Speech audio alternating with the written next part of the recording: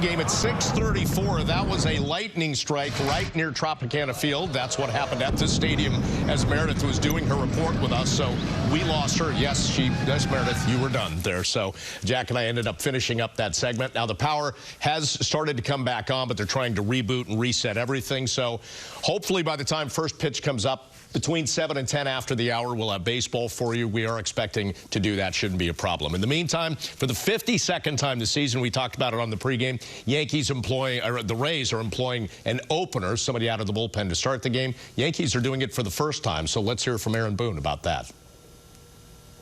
Was this with the pitching? How much of influence, if any, has been what the Rays have done, and to a lesser degree, the A's have had some success doing this? Yeah, there's no question that they started this and have obviously had a lot of success. So teams has followed. So I think it's triggered a lot of conversation. A lot of people thinking that this is kind of an option that makes some sense on varying degrees for different clubs.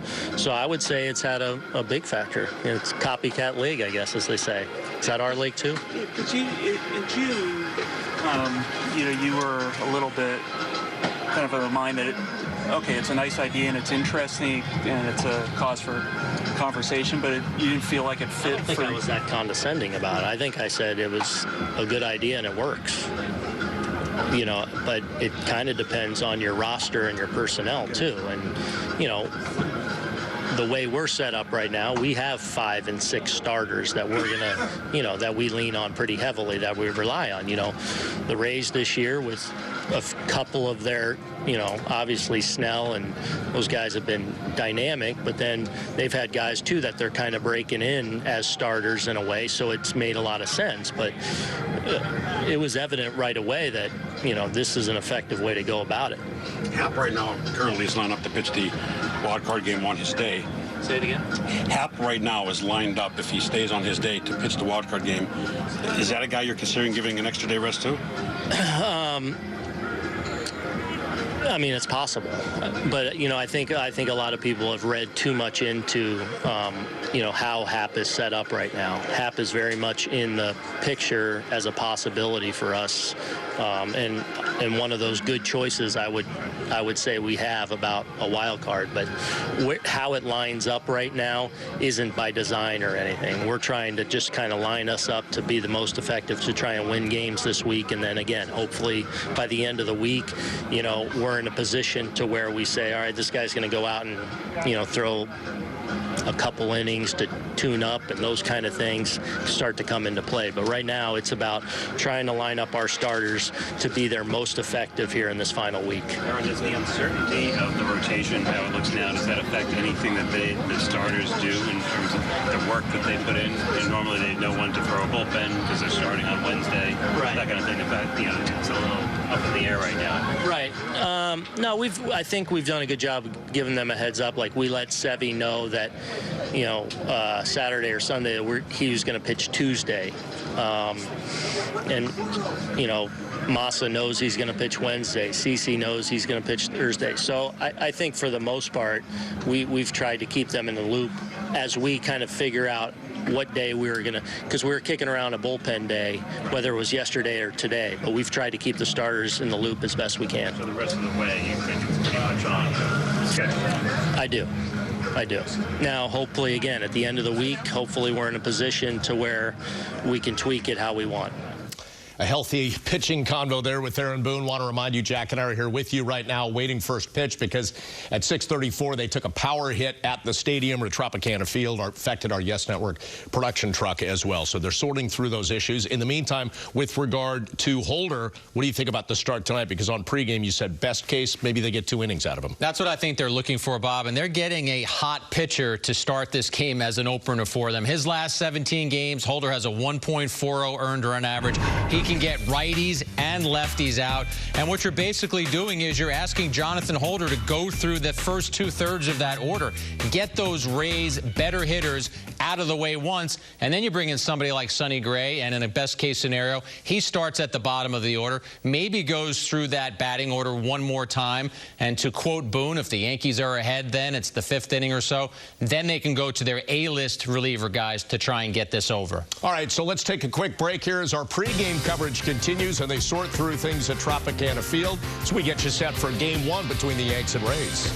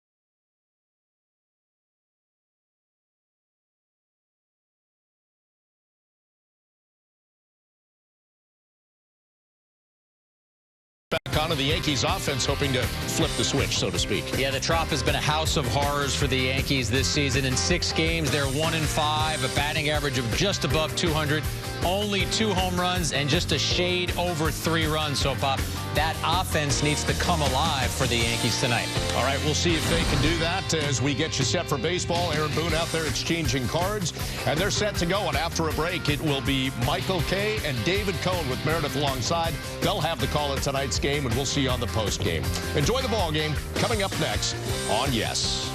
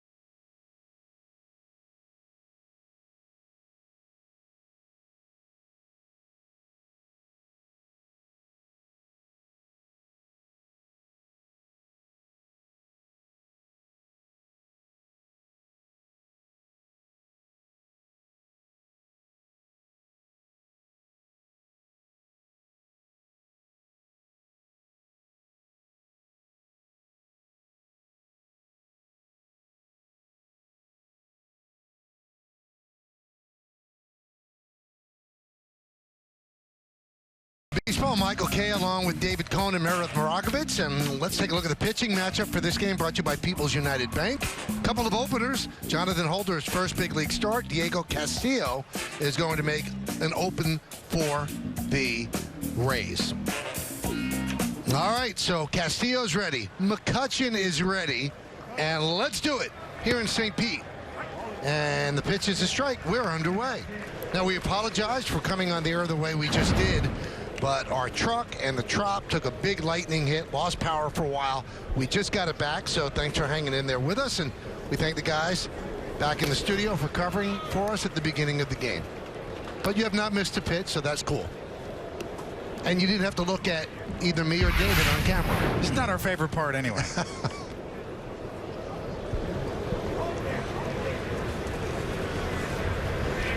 1-1, inside, 2-1. Now, this is when it happened. Meredith Morakovitz getting ready. She's doing a pregame report. And then, boom, all of a sudden she was in the dark. And she's never in the dark. So she handled it like a pro, and we move on. But, I mean, there was thunder rolling above, and it was one of the times you love having a dome. Now it seems fine outside. That is live. Very, very Florida-like. 3-2. Jerry Lane, the home plate ump. He's the crew chief. Jordan Baker at first. Greg Gibson at second. Vic Carapazza is at third.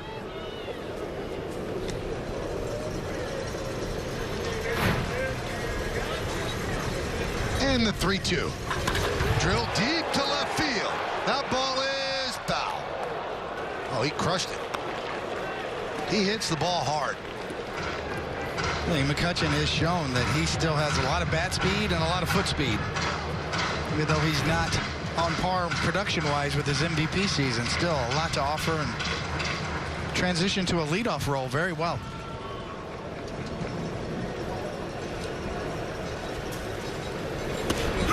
Strike three, McCutchen down looking. Let's take a look at the Yankee lineup. Brought to you by Lexus. You've got McCutchen leading off, then Aaron Judge in right, Aaron Hicks in center. Giancarlo Stanton, the DH, cleans up. Then it's Voit and Duhar and Torres. Gary Sanchez behind the plate. He bats eighth. And Adeiny Echeverria, the shortstop, batting ninth, with Didi Gregorius on the shelf for a little bit. We'll talk more about that as we move along. Here's Aaron Judge, 3 for 20 since coming back. Still looking for his first home run. Swing and a miss.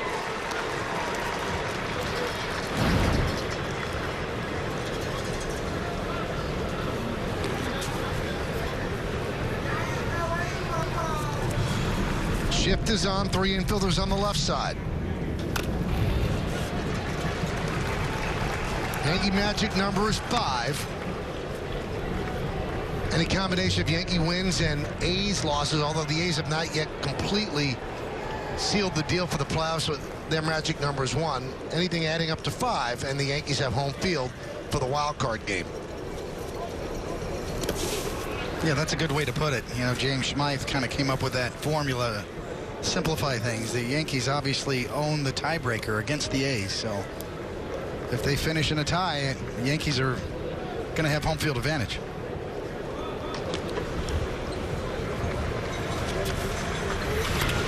Popped up. Bowers in foul territory makes the play. Let's take a look at the defense presented by Geico. In the outfield, Pham, Smith, and Meadows left to right. Infield, Duffy, Wendell, Lau, and Bowers. And then you've got Shufo behind the plate with Castillo on the mound.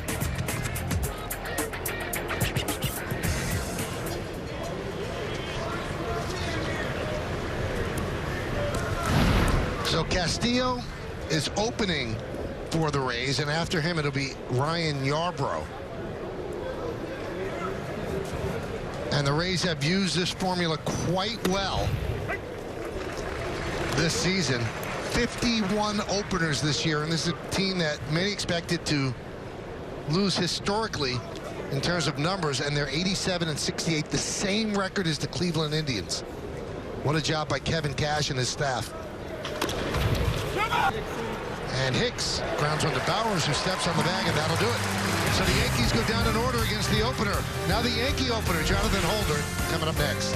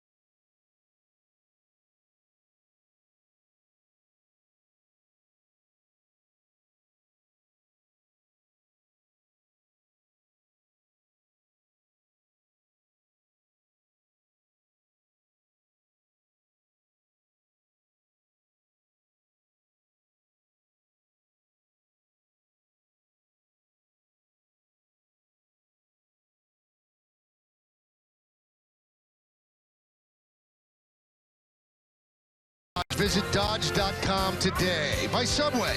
Try a signature app at Subway restaurants today. And by Planet Fitness. The world judges. We don't. Be free.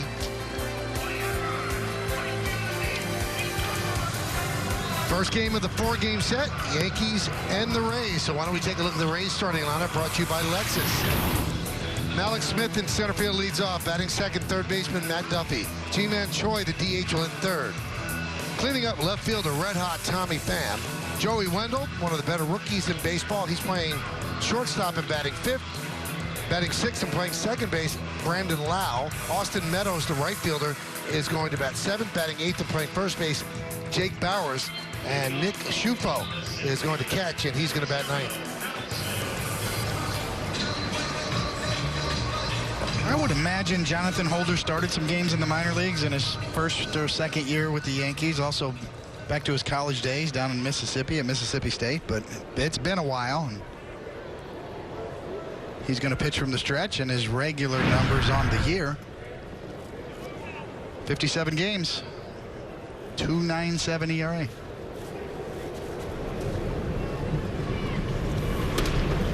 Pitch is low, 1-0. Oh, they called it a strike. 0-1. And Duhart in on what would be the grass at third.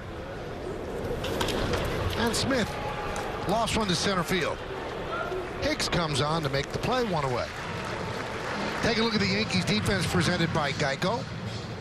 You've got McCutchen in left, Hicks in center, Judge over and right. In the infield, it's Andujar, Echeverria, Torres and Voit. That's third to first. Sanchez behind the plate. Jonathan Holder is on the mound. Now, the Yankees obviously have a loaded bullpen with the rosters being expanded, but there's a good chance you'll see a lot of Sonny Gray today. And they did this to give their starters an extra day of rest. You know, Major League Baseball has always been kind of a copycat sport, Michael. We've talked about this many times. And the Rays started the opener idea. Several teams have followed suit. Now here you have the Yankees.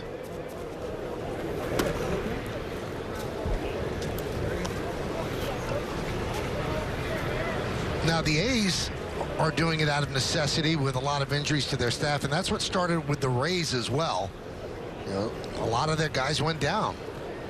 And then there were trades, and really the one legitimate starter is Blake Snell, who might win the Cy Young Award. It's worked for them.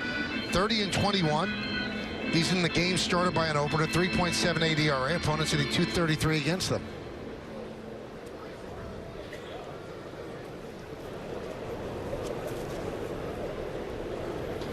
And David, I don't think that we've really experienced the ultimate ramifications of this until we see when these guys go to arbitration, where Ryan Yarbrough, who's going to pitch the bulk of this game, has 15 wins, but he doesn't have starts. So how's an arbitrator going to look at that? And is it really a very secret scheme by some teams to keep salaries down. Yeah, I think you were exactly right, Michael. You're going to have to reevaluate how you value pitchers. I think a lot of agents out there are going to go to sabermetrics and talk about WAR. How do you the true value of the production of the pitchers? See Stephen Tarpley getting ready. Because, you know, the old numbers, the vanguards of arbitration, games started, wins, even innings pitched, what's it going to mean? Because you're not going to have those numbers mean anything anymore, because who cares if Sergio Romo has 10 starts?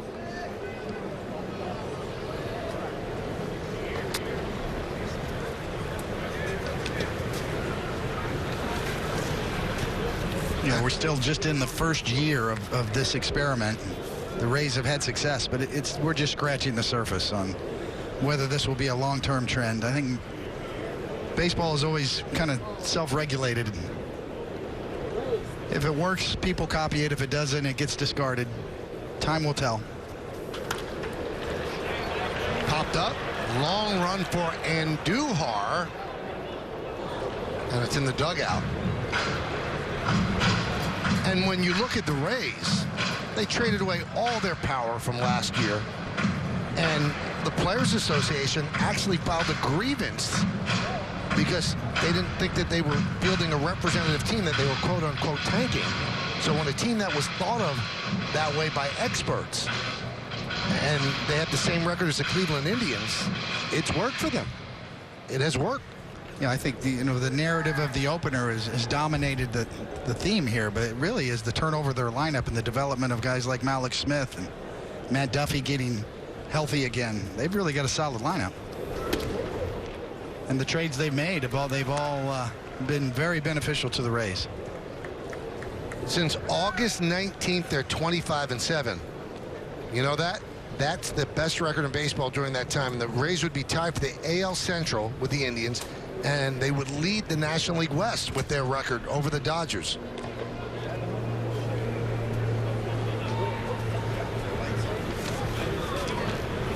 And when you see that and you give you those stats with have the same record as the Indians, and they're not going to go to the playoffs, the Rays, there's going to be a cry for it. Should be a 15-team league, and the top team should go to the playoffs.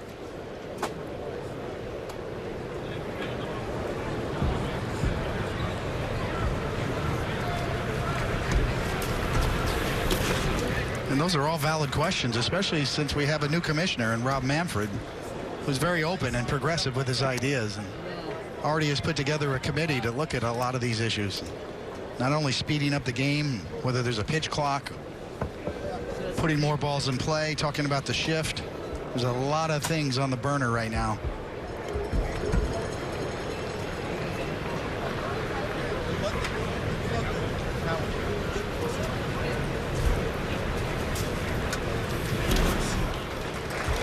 And Choi walks, so Duffy walks, now Choi walks.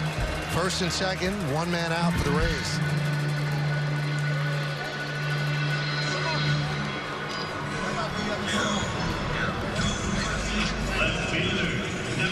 I wonder how odd it is, David, for a guy who's been relieving his entire major league career and all of a sudden to just come in and start the game. It's a different vibe, I would think. Very different vibe, and you're going to pitch very carefully because you know this is your inning, and that's why the Tarpley is warming up.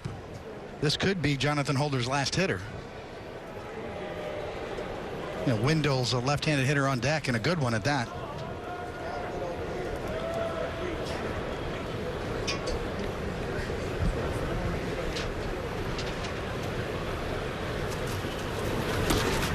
David, you talk about good trades. Tommy Pham, that's a good trade.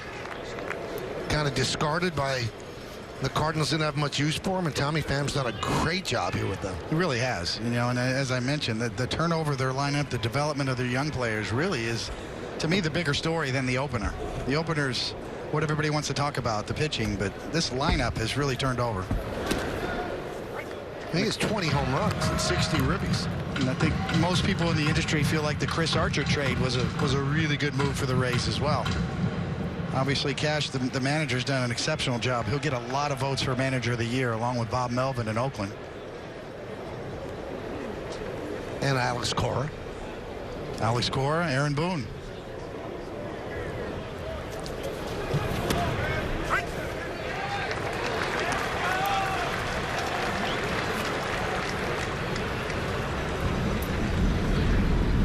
Oh, more thunder.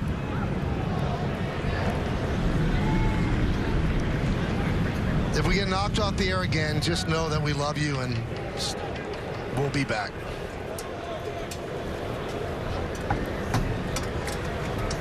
One, two. Strike three. Bam. Down looking. Why don't we take a look at the official weather? Brought to you by Bigelow Tea. 75 degrees. Humidity is high. Light storms outside. Clear and dry inside. Light storms outside.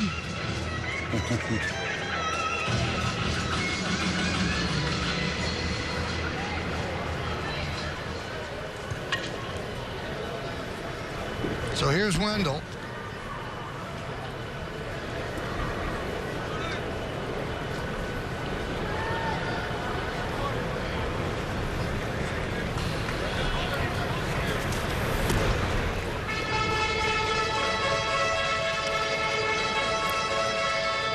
Jonathan Holder got a big call on the strikeout of Tommy Pham.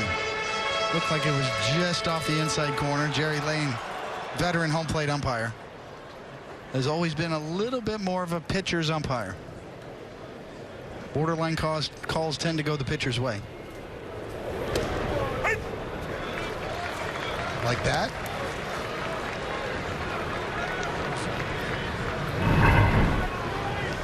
Another look. The old around the plate backdoor slider.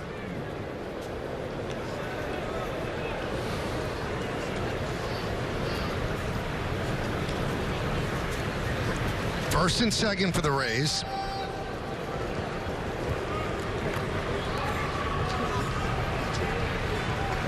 Two men out, bottom of the first inning.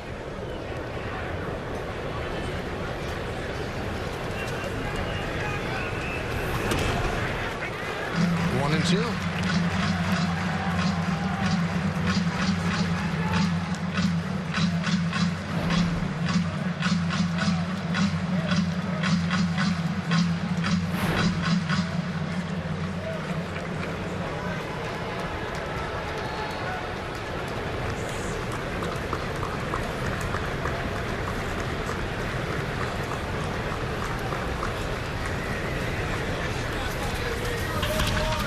To right field. Right there is Judge to make the play to retire Wendell, and that'll do it. No runs, no hits, no errors, and two men left on base. The opener doesn't give up a run. We go to the second.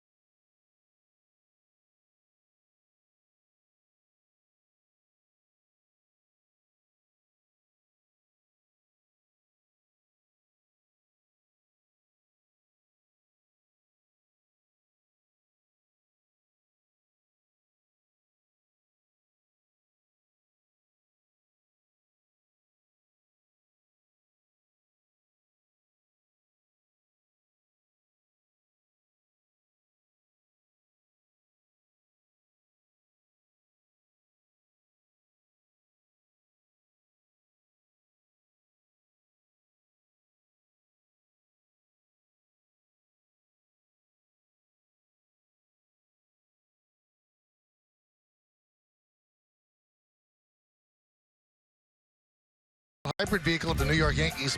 What do you think is the biggest story around MLB of the regular season's final week, and why?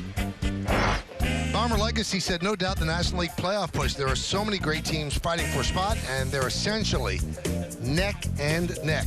Follow Yes Network and tweet us your responses using hashtag Yankees Camry Hybrid to keep the conversation going. There's a big story around the final week, David.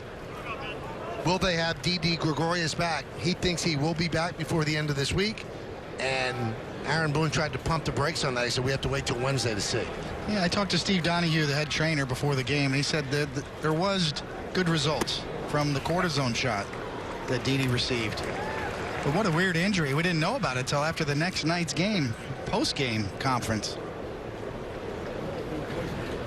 Guys, Didi actually talked in the clubhouse today, and he said the range of motion is much better today. It's not quite as sore. Yesterday, he was actually having trouble gripping anything. Today, that's no longer the case, so certainly a step in the right direction. But Didi last night spoke about his frustration getting injured on this play right here. He said it was right before he finally crossed the plate. His hand just kind of stopped, and that's where they believe that wrist injury happened. But he's confident he's going to make it back. And he had said that right then, clubhouse after the game, celebration, felt nothing when he got home. Then when he woke up after sleeping that night, all of a sudden it was stiff and he couldn't move it, and underwent an MRI, and they saw the damage. And guys, Wednesday is going to be a really big day for Didi Gregorius. He's going to be reevaluated, and the Yankees will probably have a better gauge as to what they're really looking at with Gregorius. They'll then get to maybe swing a bat and do some of those types of activities and see how the wrist responds. But until then, it's pretty much just rest, ice, and some strengthening exercises for that wrist.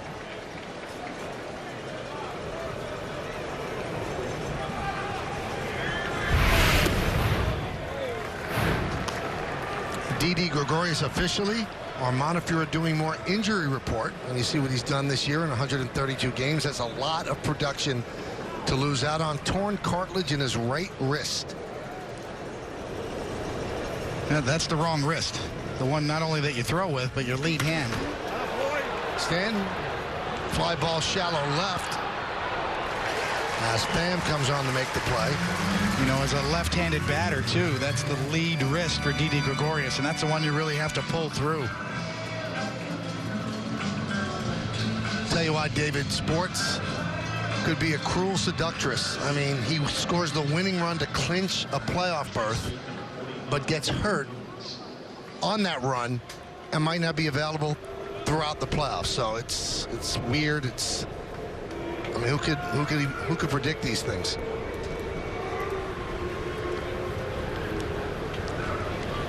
Here's Luke Voigt.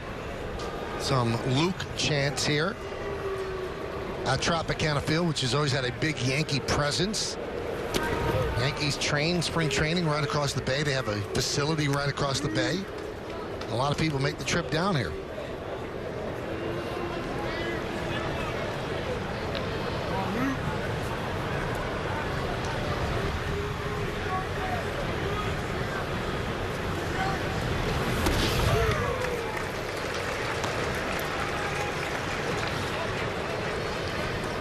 I was thinking about other advantages to the opener situation.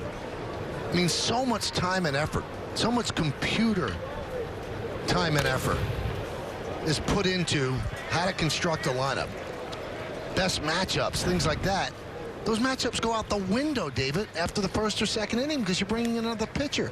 Bringing in not only another pitcher, but a lefty and a soft-tossing lefty, and he's been very effective in this. And the Rays have generally used power pitchers for their opener. Castillo, 98 miles an hour. Ryan Stanek, similar. This is the 12th time that Castillo has been the opener. And that's a really interesting strategy right along the lines of what you said. It's more of a short reliever, a power short reliever to start the game, and then a finesse left-hander to follow him up.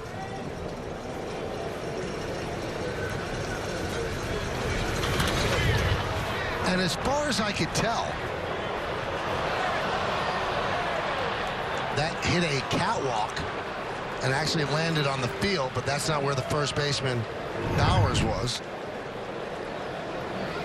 Well, it didn't take long. Oh, a catwalk and a speaker.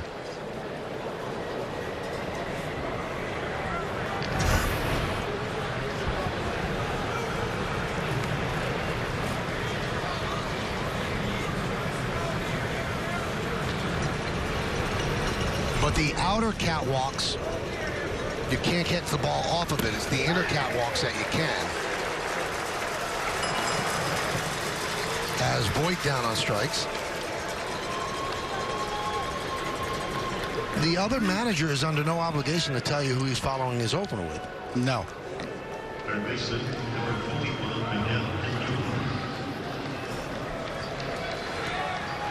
Looks like Tarpley will be next for the Yanks.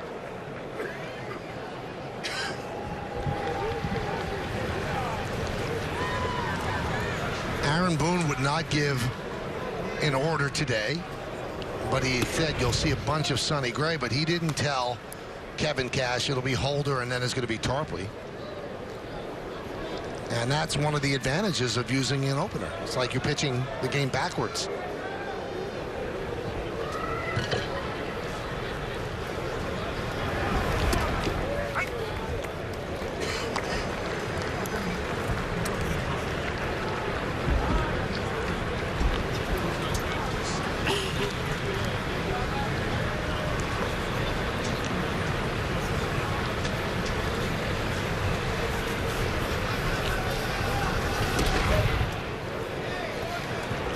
You know, it almost seems like, Michael, everything is designed around the third time through the lineup, and we've heard so much about that. We've seen starting pitchers and progressively struggle once that lineup turns over the third time. So that's the purpose of the opener, to avoid that with the potential starting pitcher.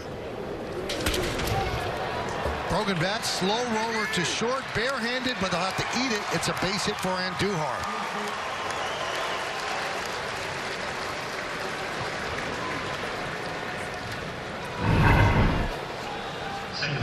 You're going to trade a bat for an infield hit? Absolutely.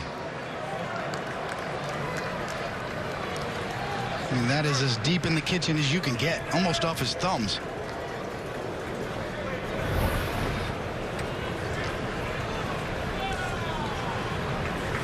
Little wry smile from Miggy. Makes up for a few of those line drives he's hit right at people as well. So here's Gleyber Torres with 2 outs and a runner on. Yankees first base runner, first hit.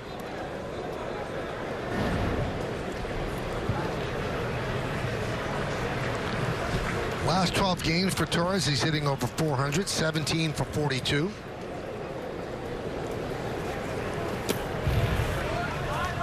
One and 0. Interesting so far that Aaron Boone has left Torres at second base and started Hechavarria. Or Hechavarria. Whichever way he likes it. Yeah, he could have gone with Torres at short and Neil Walker at second. Base hit through the right side. So the 2 rookies back-to-back 2-out singles.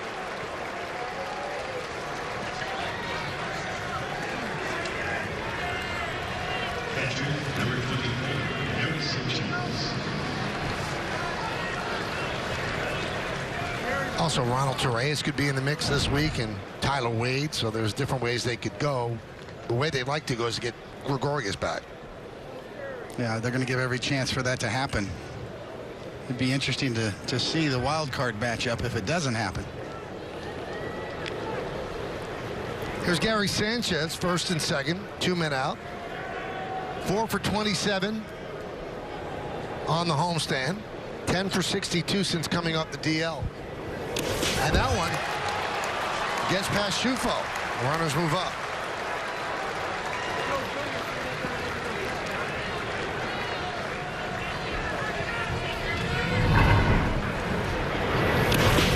No way to stop that. I mean, that's well into the other batter's box, halfway. That is the definition of a wild pitch.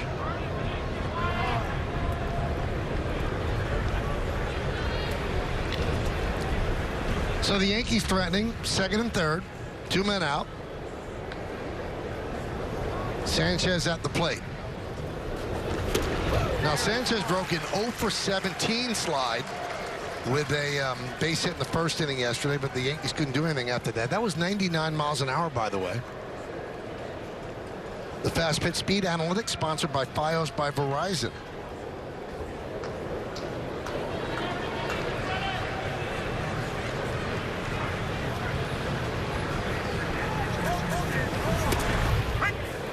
1-2. And Boone, with no equivocation, has said Gary Sanchez starting the wild card game behind the plate, leaving no mystery to it at all.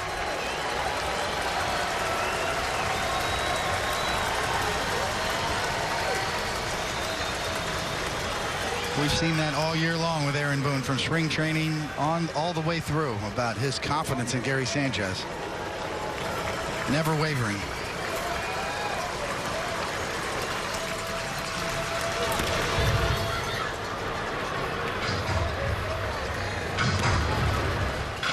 Got a chance to talk to Marcus Timms a little bit about Gary Sanchez today, and Gary as well, around the batting cage, and talking about forget about the season. You know, they really tried to work on the mental side with him. You can't make up for the whole season in the last week, but you can do a lot by finishing on a good note, playing well this last week and into the postseason.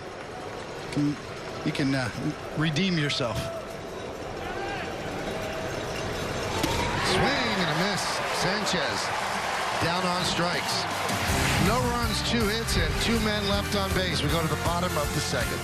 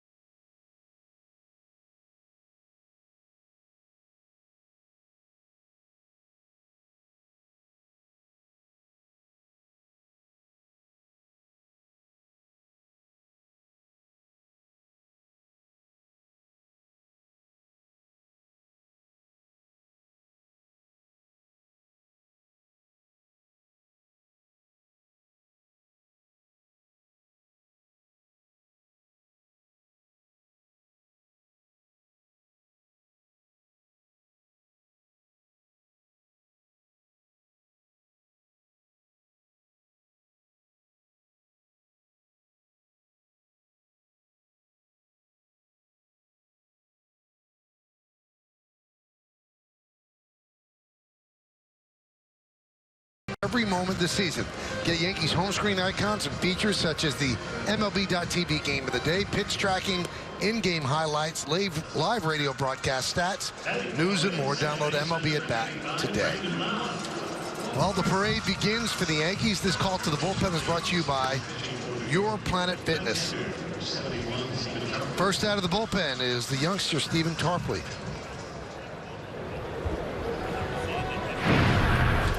Jonathan Holder with a scoreless first inning. Now Tarpley in his 7th big league game.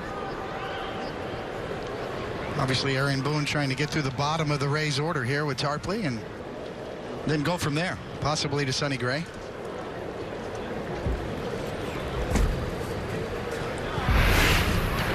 There's Brandon Lau. Fouls it back.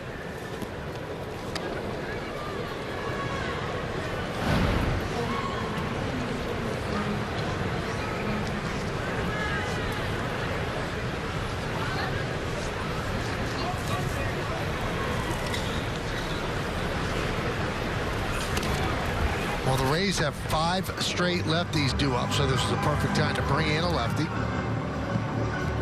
It's exactly along your point. There's no way to know how to construct your lineup. I think that's why Aaron Boone has had Gleyber Torres bat 9th at times over the last couple of weeks.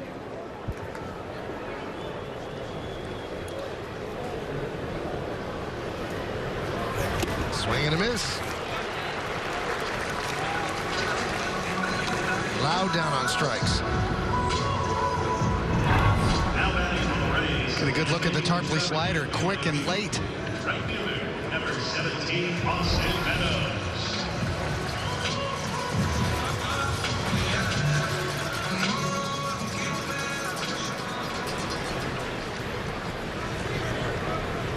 There's Austin Meadows.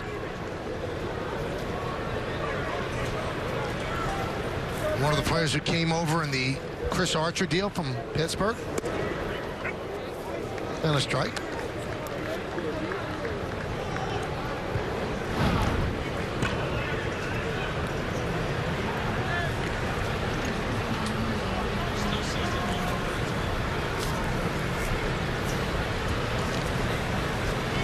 You would wonder why Cash wouldn't at least stagger these lefties for this eventuality. To have a couple of possible minefields if you bring in a lefty. But he's kind of made it easy for Boone to bring in Tarpley. It's a Rays first look at Tarpley. Shattered bat. And a ground ball to Torres over to Voit. 2 away. A really good movement from Tarpley on that fastball. A sinker slider type pitcher. Check out this two-seamer in. Sawed him in half.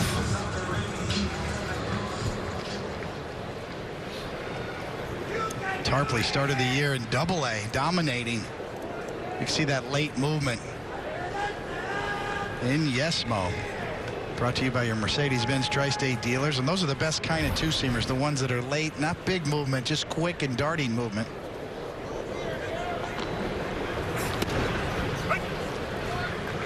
There's a strike to Bowers. Bowers has had some big hits for the Rays, but since the All-Star game, hitting 157, overall 198. Had a walk-off home run against the Yanks. Tarpley dealing quickly, 0-2. Another generous call from home plate umpire Jerry Lane.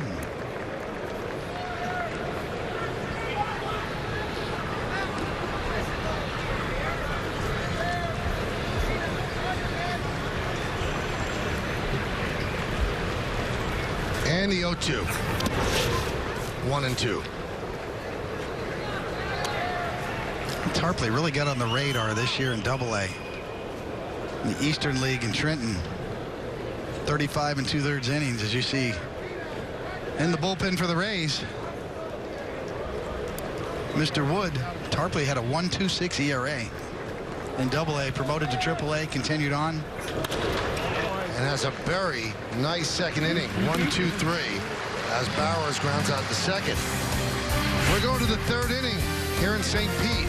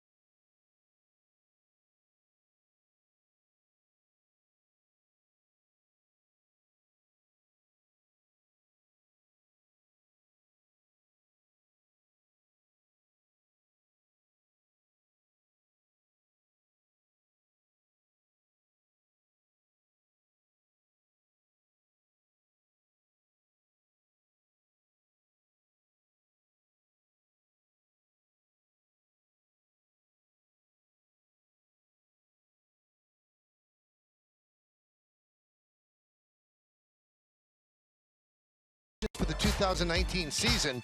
In addition, as a new season ticket licensee, you'll enjoy significant savings and flexible payment options. With plans starting at just 9 games, now's the perfect time to start your legacy with 2019 season tickets. Call 212-YANKEES or email seasontickets@yankees.com for more information.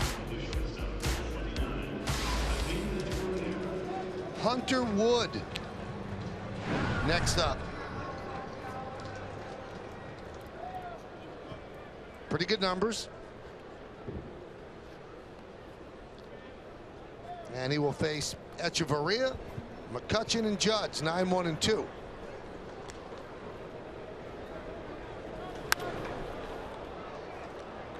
Oh and 1.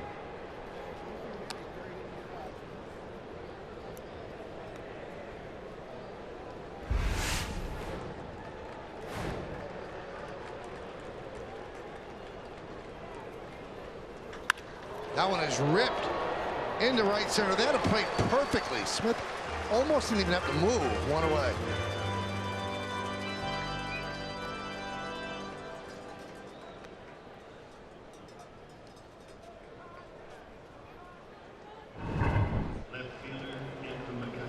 Good wood off of wood. They're right at him.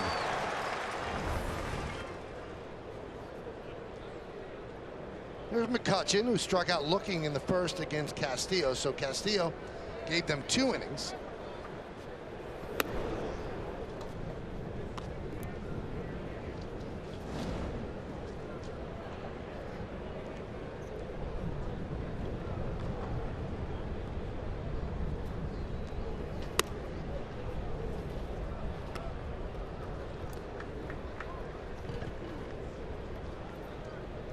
I find it ironic, Michael, you know, when we talk about the opener and the Rays,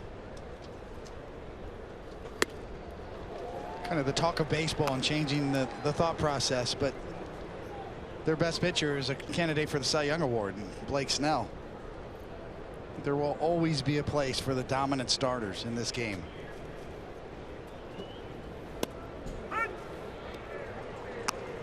Part of the process, and there's Mr. Snell right there. He has been the best pitcher I've seen this year. 4+ pitches, well above average. Chris Sale is great, although he's been on the DL, just recently came back. Justin Verlander always in the conversation. But for me, Blake Snell has been as good as anybody this year. Your Cy Young Award winners, in all likelihood, will be Snell and DeGrom. And he won number 21 yesterday, and both of those pitchers have under 2 ERAs.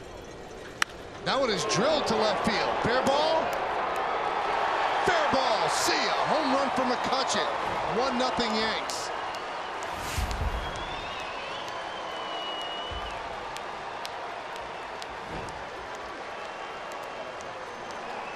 Well, he's been some pickup for the Yankees, David.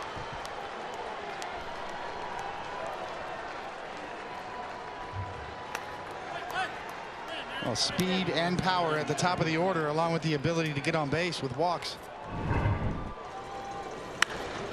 Barrel of the bat. This time he kept it fair. Just missed one foul on his first at bat, and yeah, I know that feeling when you're on the mound. A strike to Judge. 20th home run of the year for McCutchen. That's with the Giants and the Yanks.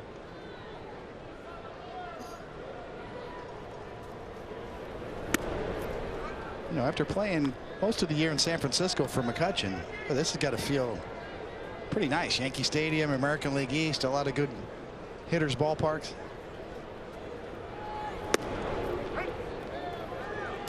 Well, I think here in Tampa plays pretty fair, although the turf plays pretty quick.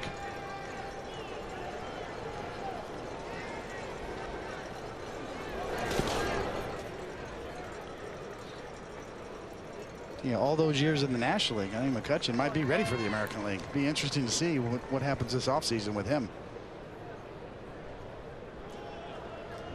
A new life here with the Yankees.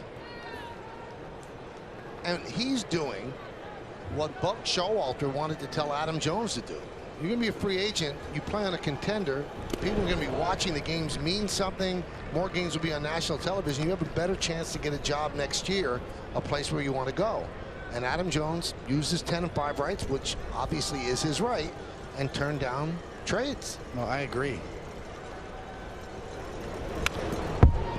Adam Jones could have had new life somewhere else as well. And especially in the postseason. If you get postseason at bats, you get a chance to be a hero in postseason. That goes a long way towards offseason planning.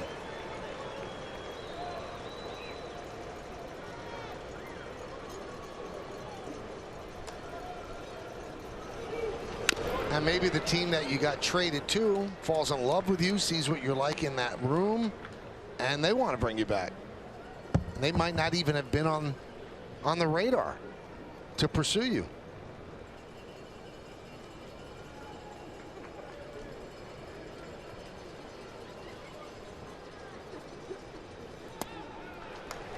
Judge works a walk.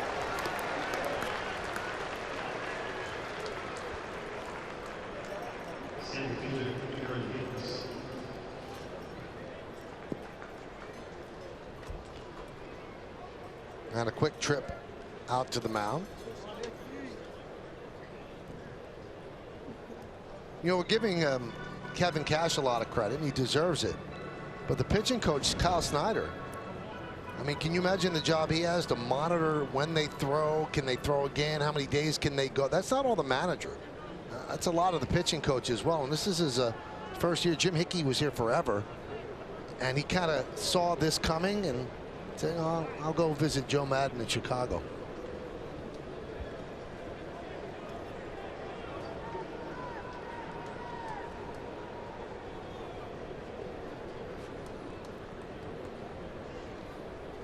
But Hickey actually told the Rays Snyder's going to be good. He said he's going to be able to do different things, and he's forward thinking, and this is what this organization likes. So Hickey went to the Cubs and rejoined Madden, and there's Kyle Snyder, the pitching coach.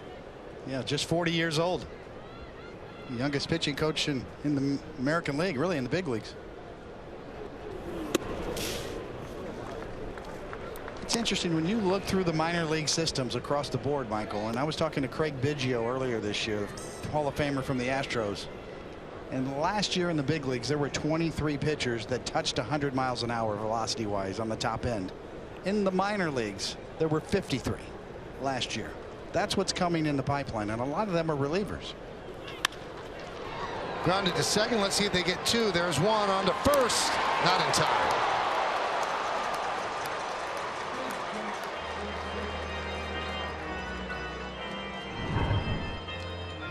Going to get another look here at second base. Aaron Judge is hanging in there. Not sure if the Yankees want to take another look, whether he stayed on the bag. Hicks with good wheels beats it out. And upon second look, boy, that was close. But it looks like the Yankees will not challenge at this point.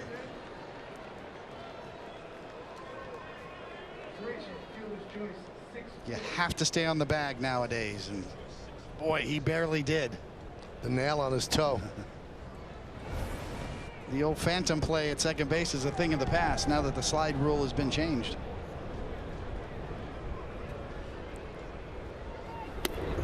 Pitch to Stanton, low.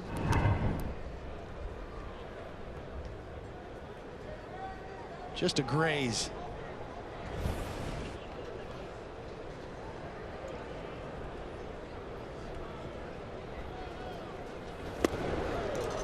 One and one. Well, over this final week of the regular season, they need Giancarlo Stanton to find his swing. They need him to be the threat that he's been for most of the season in the postseason.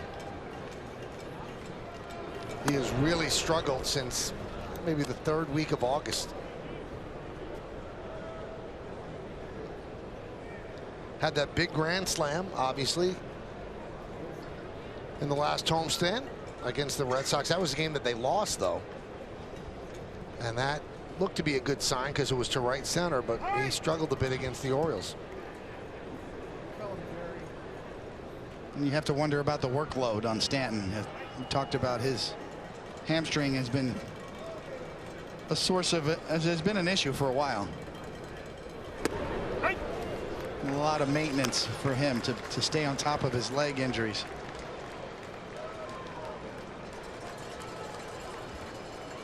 Especially when Aaron Judge was out. He really had to almost feel like he was in there every day.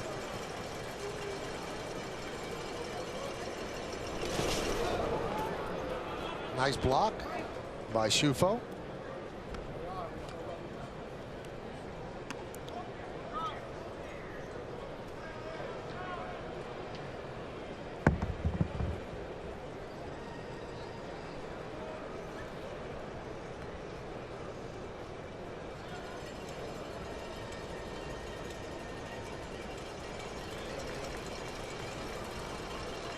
Runner goes.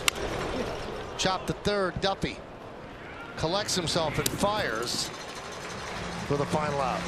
But the Yankees get a run. Their leadoff batter, Andrew McCutchen, goes right down the line. He hooks it around the pole. A home run against Wood and a 1-0 Yankee lead.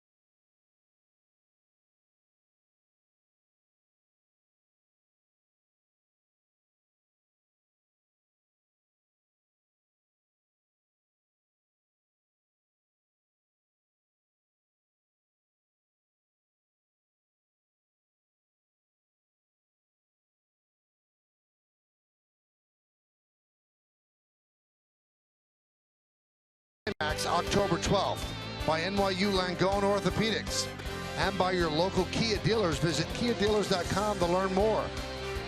Some great still photos from the celebration on Saturday. A little selfie taken by Aaron Judge as the Yankees celebrated the organization's 54th trip to the postseason. Now they're looking to nail down home field for the wild card. New pitcher for the Yankees, Sonny Gray. Yankees lead 1-0.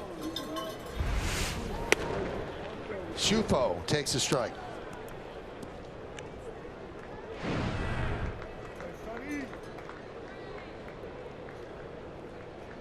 This will be Gray's 29th game.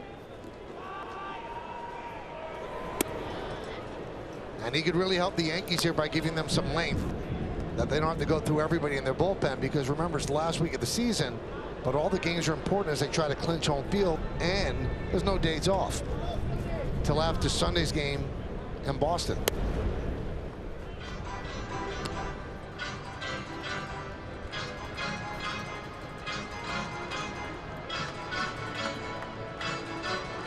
Aaron Boone gave Sonny Gray plenty of time to warm up, starting with a fresh slate here in the third.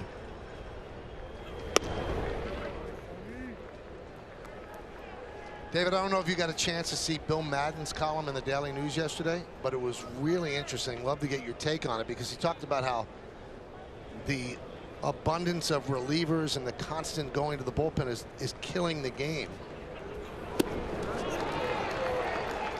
And he had some big-time people I was quoting, including Tony La Russa, who started that matching up with relievers at the end. And La Russa said, you know, all the analytics say that a guy can't go a third time through the order. He said, which is true. He said, but that's because of the way these pitchers are raised. He said they rushed them up here, having only thrown 2 pitches. He said they don't have that third pitch to get a batter out for the third time.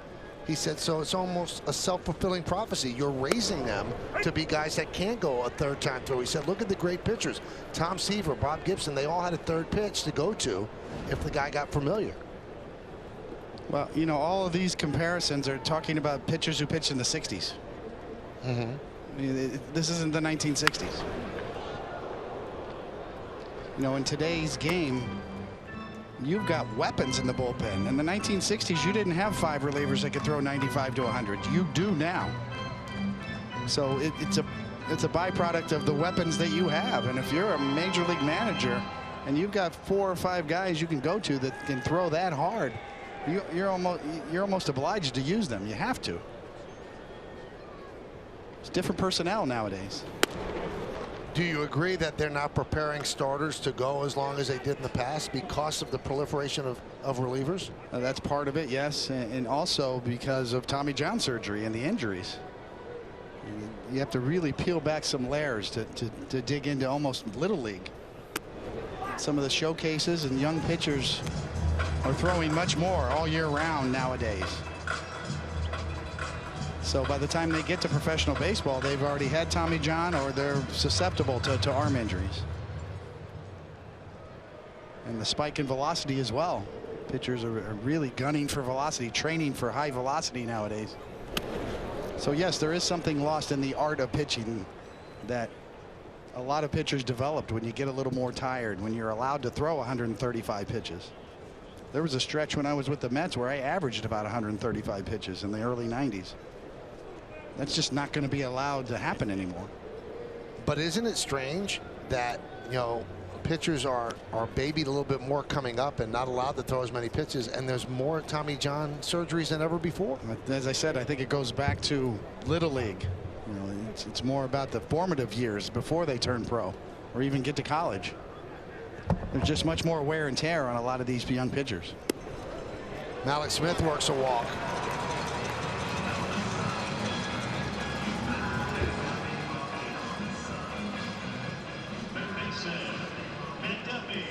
It's easy to criticize. It's easy to go back and say, well, what Tom Seaver did this or Nolan Ryan did that. That's very easy and almost lazy. It's a lazy narrative in my mind. The personnel that you have now is what it is, and you have to do the best with what you have. You can't flip a light switch and change everything overnight and go back to grooming young pitchers in the minor leagues to start throwing 130 pitches again. Just not going to happen.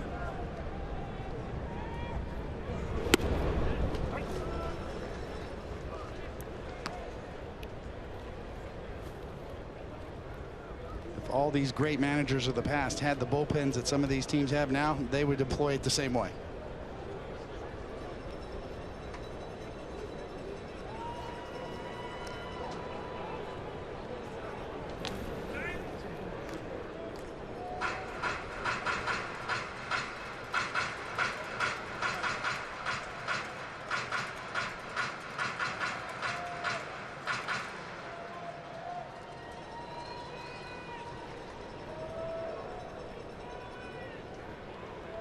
That one gets past Voigt. Smith going to second.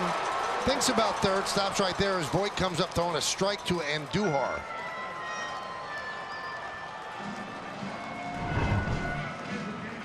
Another look, quick move. Sonny Gray's got a quick move, quick feet. It looked like it just snuck by Luke Voigt, and that should be an error on the first baseman, and it is. It hits the glove. Now they gave it to Gray, amazingly. It should be on Voigt. It didn't bounce. Yeah, I think that should be revisited. It's a little bit into the runner, but it catches glove before it got dirt. So similar to a catcher on a pass ball.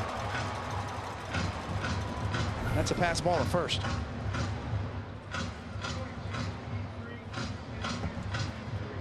And it's been changed to an E3, which is the right call.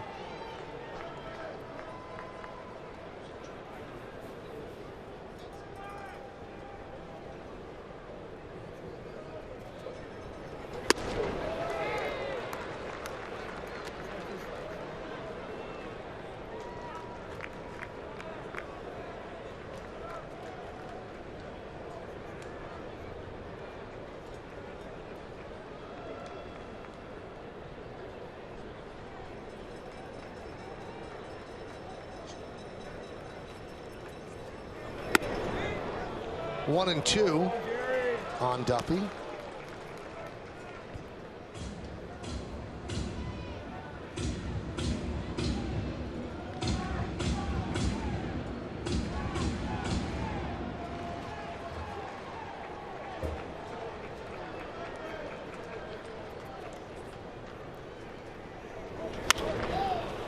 Fouled away.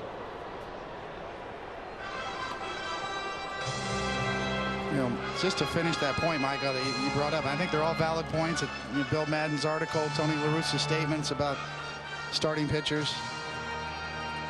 The game tends to work itself out. There will always be a place for stars, for the Justin Verlanders. Tampa, as we said, the Blake Snells. Houston's the favorite, probably still, to win the World Series and go back-to-back because of their starting rotation. You look at matchups, you're looking at Verlander, Garrett Cole, and among others, Dallas Keuchel is in there, former Cy Young Award winner. Charlie Morton, all power arms except for Keuchel, is more of a finesse guy.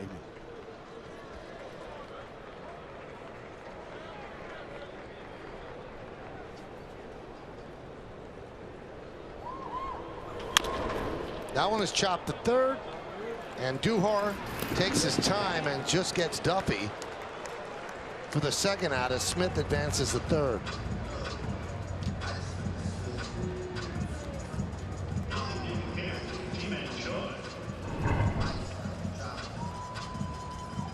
Nice job there from Voit, who actually has shown a really good ability to pick balls in the dirt. And you can see we've seen him do the splits on the stretch. He really can get out there as well. He actually used to be a catcher. And when he was asked if he misses it, he said, "My knees and back don't." He said, but he thinks it made him a better hitter.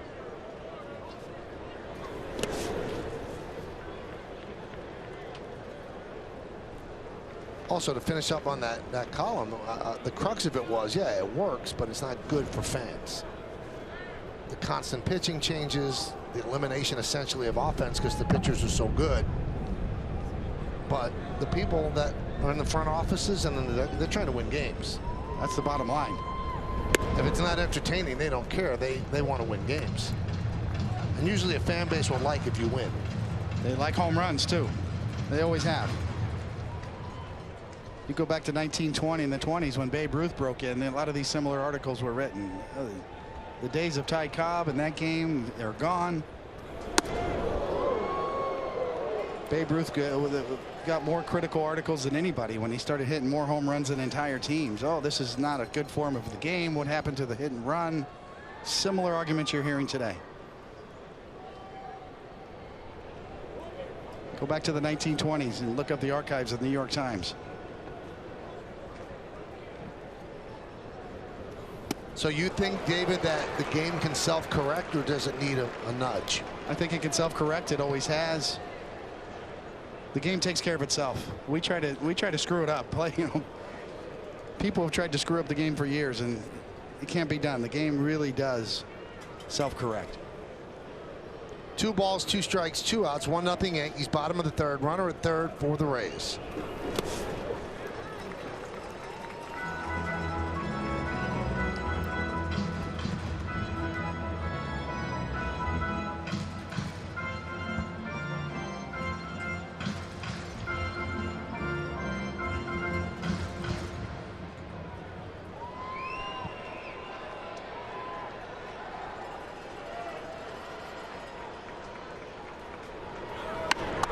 Grounded to third, and Duhar gets Choi, and that will do it. Well, the Yankees have a 1-0 lead on some McCutchen lightning. Oh, there was some lightning outside too. Wow. Stay indoors.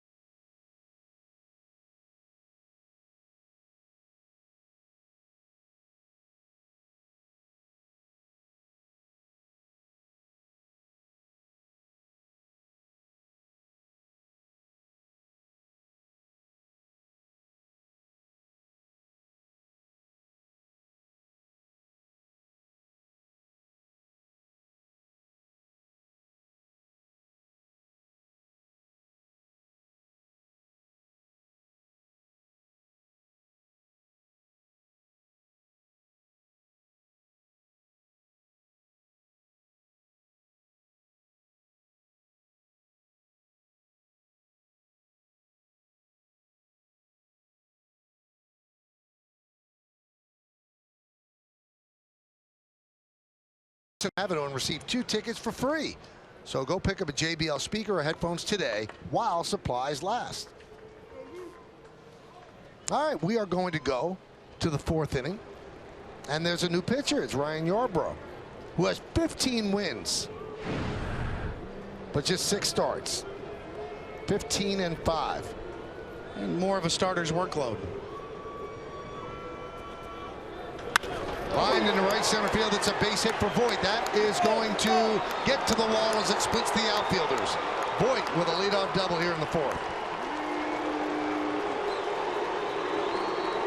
Now, we have seen Yarbrough several times this year, and when people get on base, he becomes painfully slow.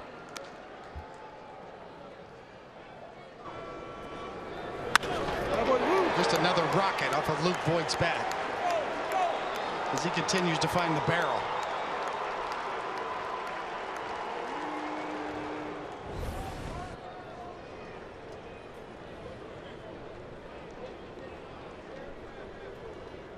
Audi scoreboard, 1-0 Yanks.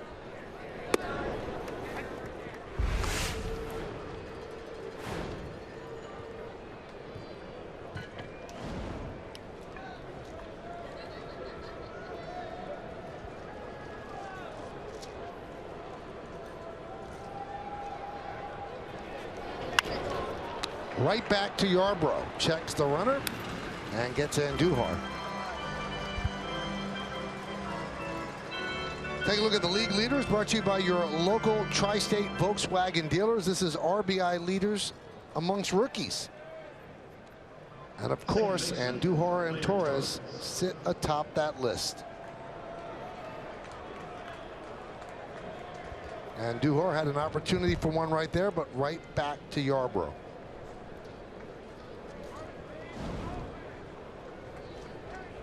That list, among others, is the reason that Major League Baseball is in such good shape with all the great young talent. High fly ball, left field. And the catch is made by Pham. So Torres just missed it.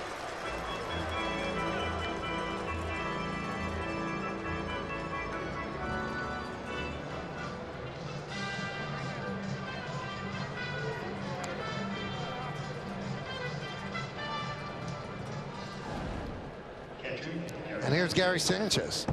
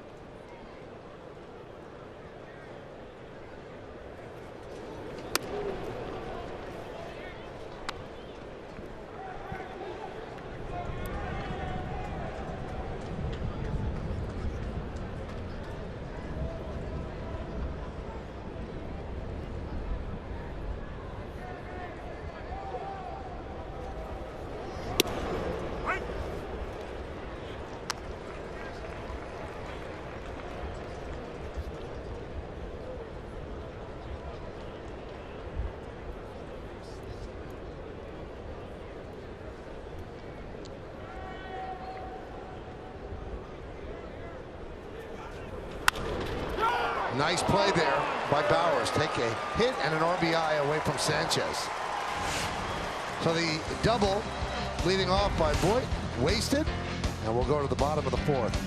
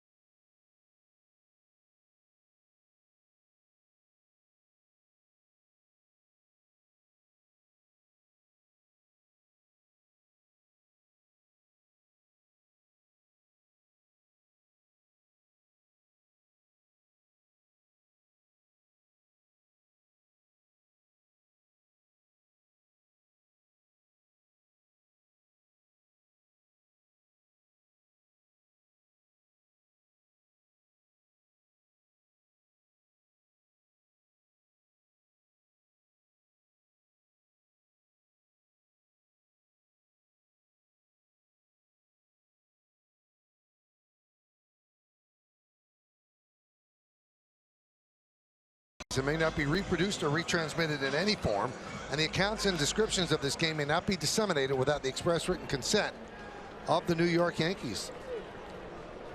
Some of the Rays out in the tank, just to the right of dead center field and in center field. A change for the Yankees. Brett Gardner. The last thing you want as you're closing in on the playoffs, injuries. And I just don't think that this is, well, let's get Hicks out of there after an at bat. So we'll see exactly what it is. As soon as we get information, we'll pass it along. That one is ripped down the left field line. It is a base hit up against the wall by Tommy Pham. And he leads off with a double.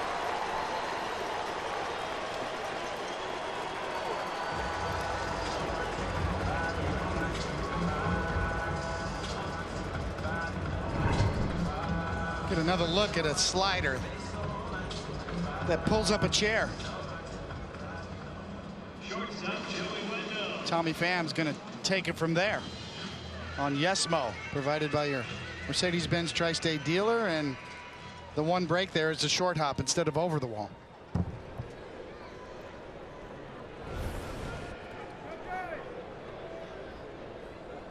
Tommy Pham is absolutely raked since he's come over here for the Rays. Swing and a miss, and that ball gets past Sanchez as Pham will go to third.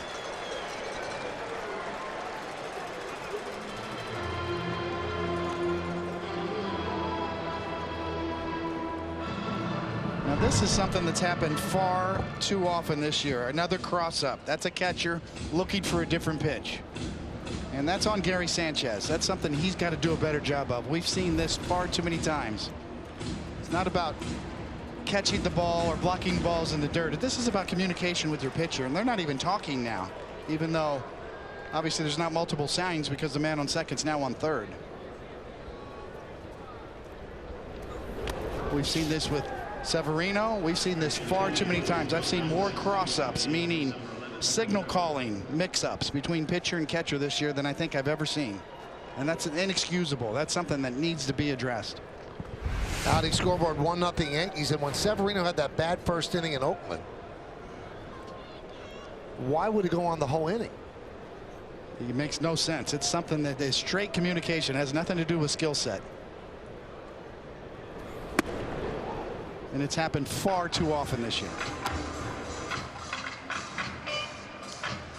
16 pass balls, and that leads all of baseball. Remember, Gary missed about 50-60 games. I think a half a dozen of those at least are on cross-ups like we just saw.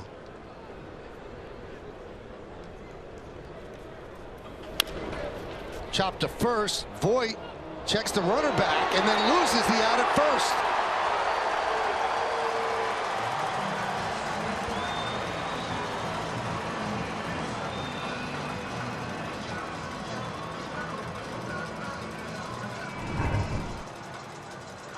Another look.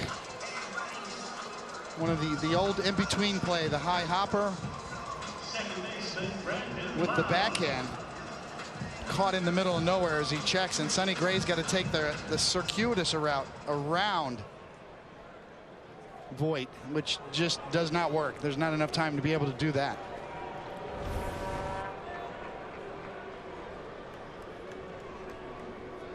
So the Yankee lead now in jeopardy, first and third. Nobody out. Here's Lau.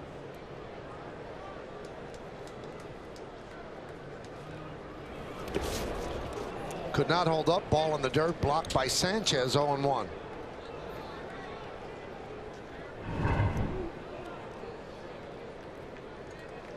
Excellent block there. Looking for the slider in the dirt. Very good job there, technically speaking.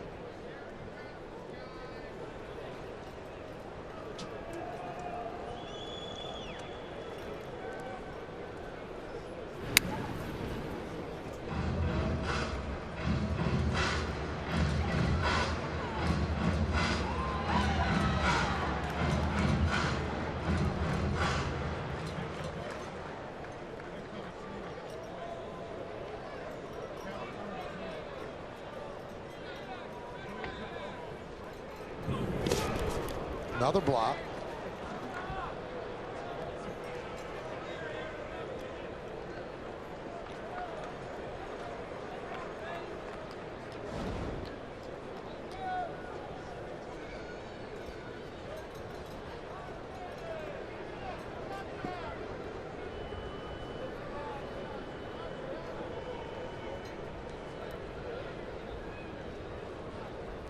Nobody out. Bottom of the fourth. 1-0 Yankees over the Rays. Sonny Gray on the mound.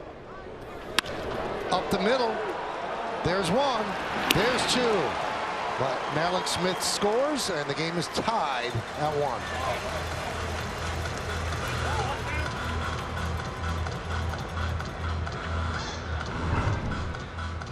Well positioned. And in that situation there with nobody out, you'll take that. Even though you did give up a run, you get 2 outs. Back to the windup and try to get out of this inning right here.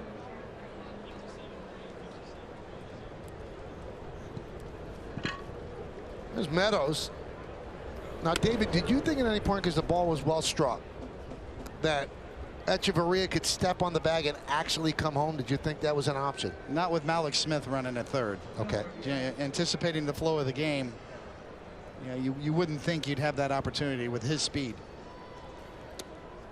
Just looking at it with the naked eye, it looked like there was some daylight for him to maybe come home. This will show us. A little bit of a high hop off of the mound. Yeah. It would have been chancy, and then you're leading to a big inning if you're wrong on that decision.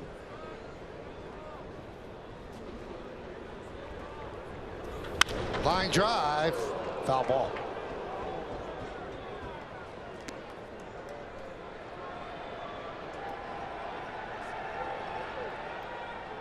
We're trying to guess what's wrong with Hicks.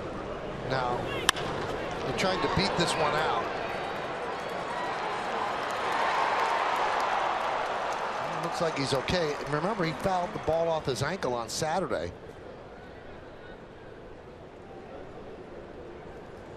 Usually we'll see him pull up or grab if it's a hamstring, but we didn't see anything there. We're still waiting on word why he's taken out of the game.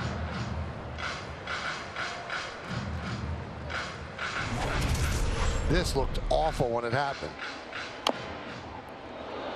And then he got up and hit the game-winning double, scoring Gregorius. We're just trying to surmise. We'll let you know when we get anything definitive.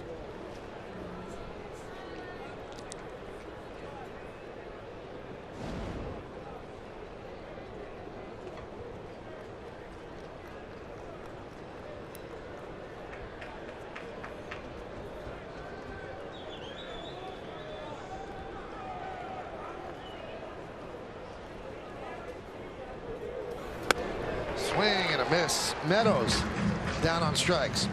1 run, 2 hits, 1 big pass ball, and nobody left on base. 1-1 game.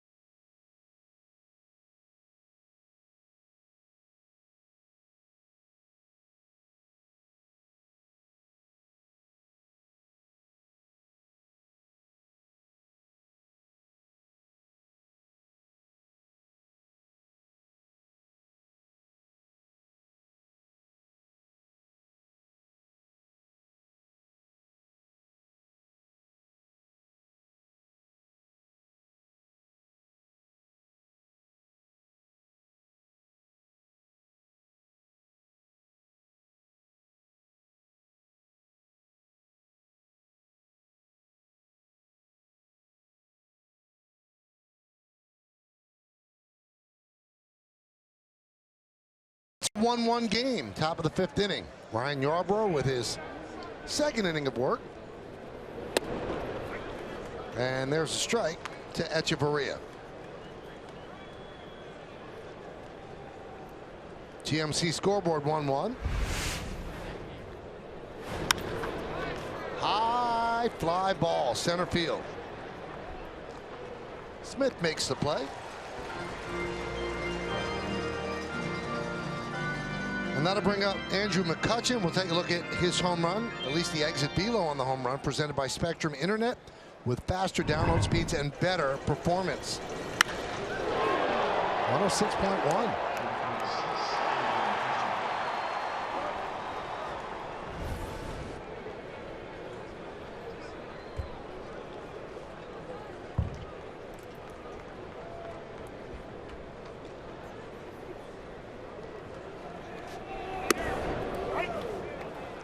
So McCutchen scores the Yankees run with the home run. Tommy Pham scores the Rays run to tie it up.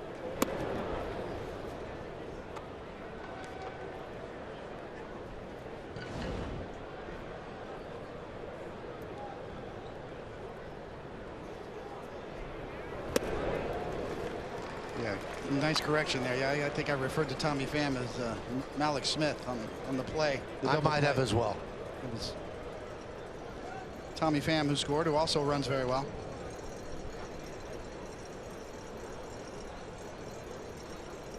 And the 1-2.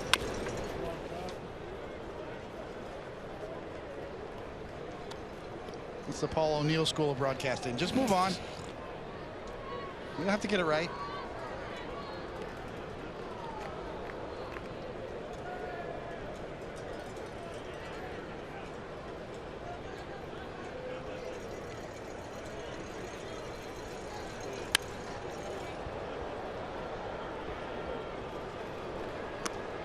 I think I was a little puffy under the gills from our discussion, Michael. And anytime I hear they're ruining the game, it gets me angry, because I love the game. I think there's things about the game that are better than ever. And yeah, there's things that are changing.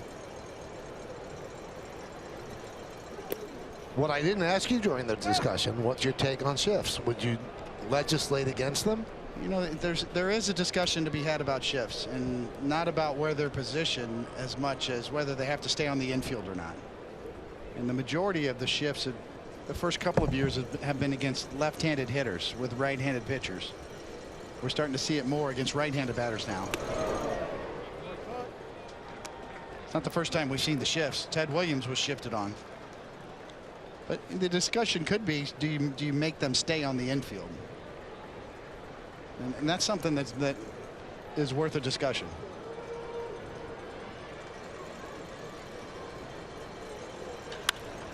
High fly ball, center field. Smith there. 2 outs.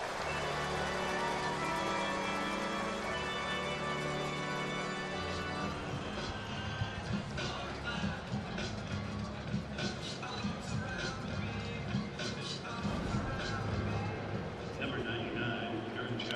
There's Aaron Judge, fouled out to first and walked.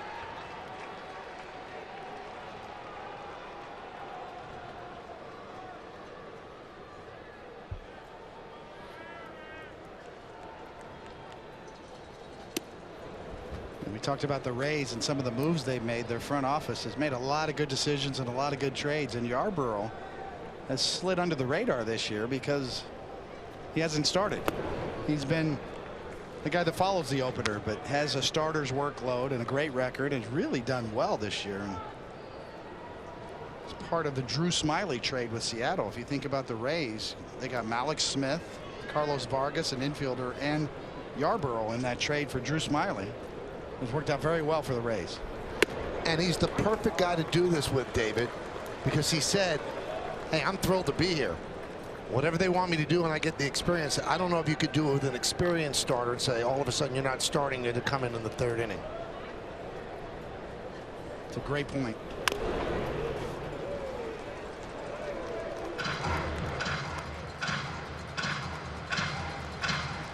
You're talking about a young lefty with good finesse, a good breaking ball, good changeup. He knows how to pitch. well above average numbers and significant innings, over 130 innings now.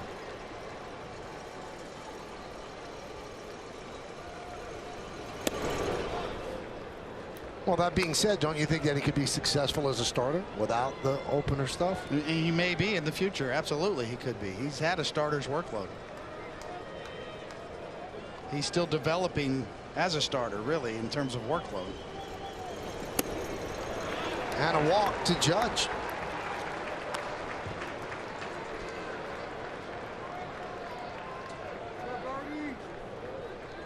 Number 31, Aaron Hicks. And that'll bring up Brett Gardner, although the PA announcer said Aaron Hicks. Now he's corrected it.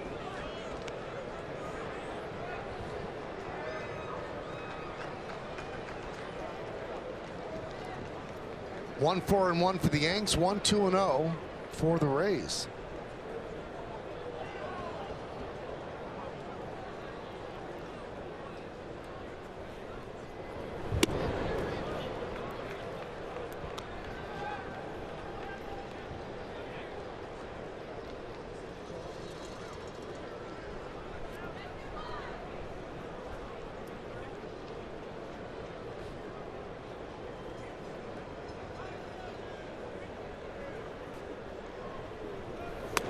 That one's off the glove of Shufo as Judge advances to second.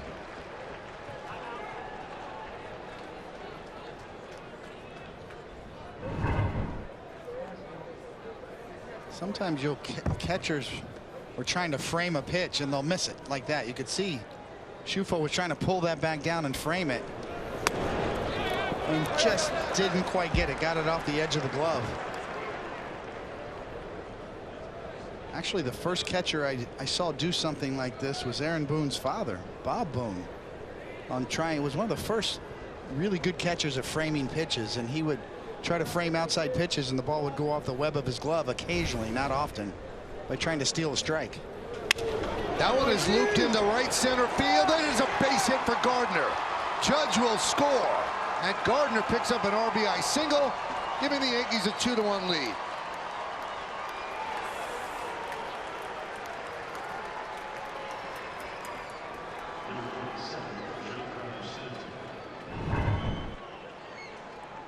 Just fights this off. You see Brett Gardner actually brings his hands in so much that he gets it off the end of the bat. But still kind of tied up. But got it to the outfield.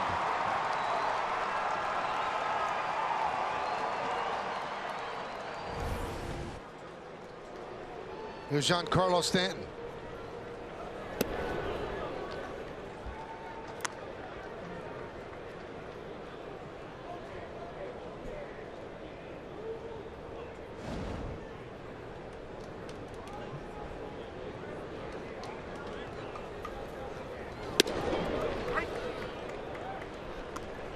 One and one.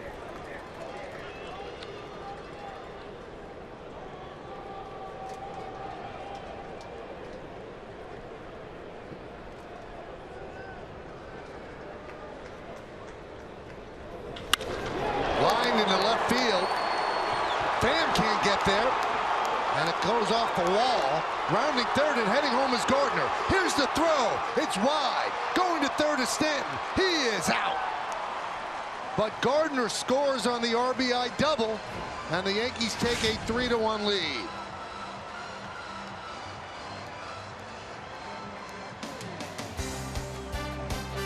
So a ribby for Stanton, his 94th.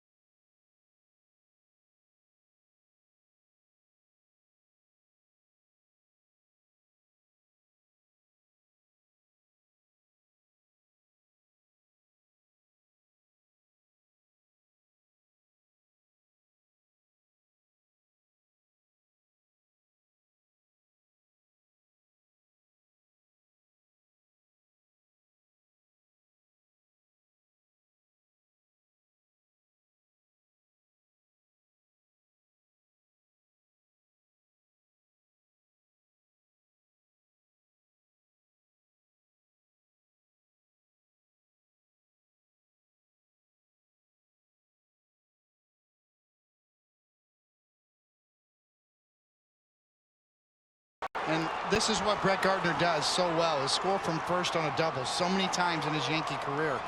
Giancarlo Stanton inexplicably doesn't stop right there at second with 2 outs, just keeps on going, and he's an easy out at third for the 3rd out. So no real need to push it right there. The tag clearly gets him, but excellent base running once again from Brett Gardner. New Yankee pitcher Chad Green, GMC scoreboard. Yankees lead 3-1.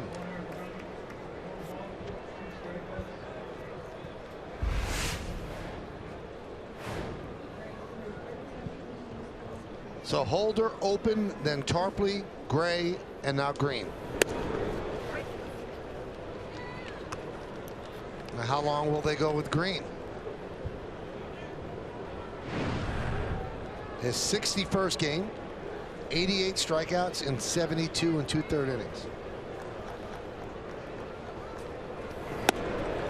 Interesting. We thought maybe they would stick with Sonny Gray a little longer to get some length, but Aaron Boone, obviously with a 1-run lead here, or 2-run lead rather, jumps right to Chad Green here in the 5th.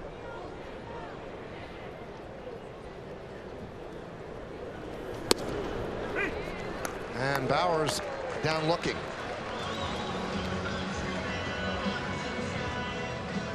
You mentioned pitch framing, and I wanted to get to this, David.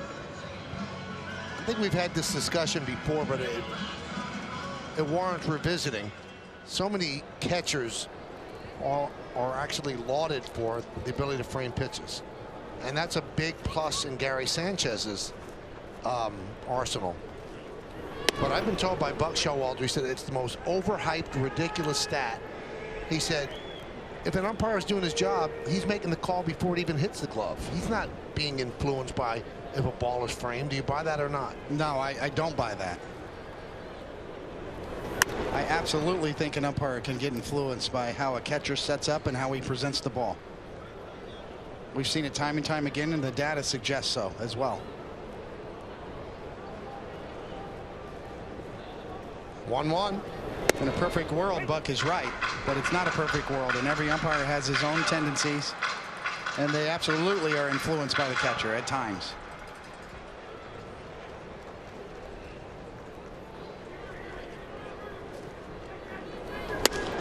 Swing and a miss. Shufo down on strikes.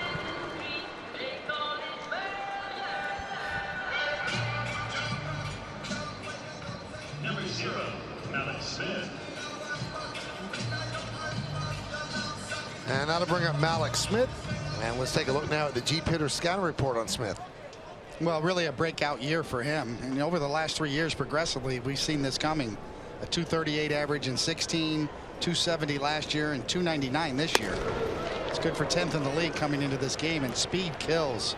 9 triples leads the league, and 36 stolen bases is second in the league. And great makeup. He is the nominee for the Roberto Clemente Award here in Tampa Bay, and his work off the field and his character are just beyond reproach. Just a solid guy. Takes copious notes on, and really just wants to get better in terms of his game on the field, but off the field all year round is working with youth here in Tampa Bay in every facet, boys and girls clubs. It's very rare for a young player like this to get that nomination for the Roberto Clemente Award, which to me is the most prestigious award out there that a player can get. How about Chad Green? An efficient 1-2-3 strikeout in the side inning. Let's go to the 6th.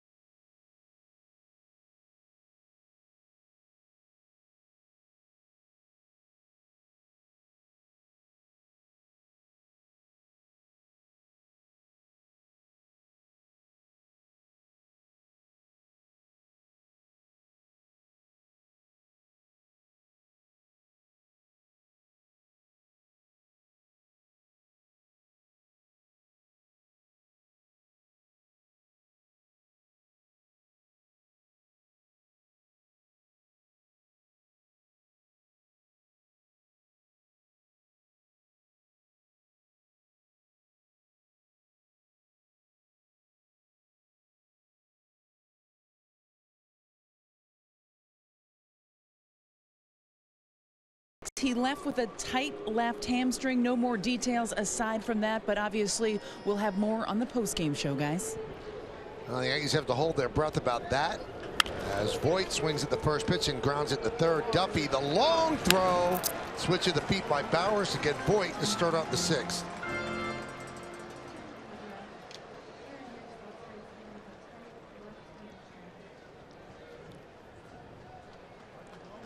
You don't want to lose him. Number 41, Miguel.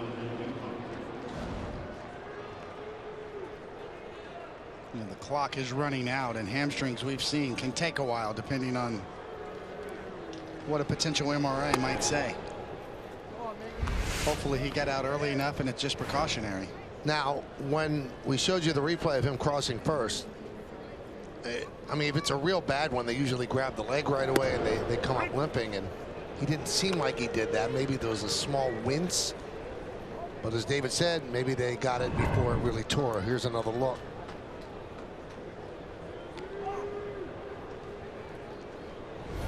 He didn't even reach back. 1-2 on Andujar. Yeah, best case scenario, it's just tightness and it's precautionary, and worst case scenario, it's going to require an MRI. And now you're talking about grades 1 and 2.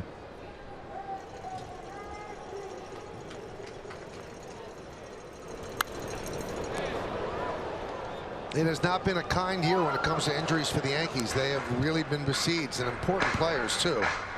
As David Robertson's up, Judge, Sanchez, Gregorius, Chapman, Gleyber Torres.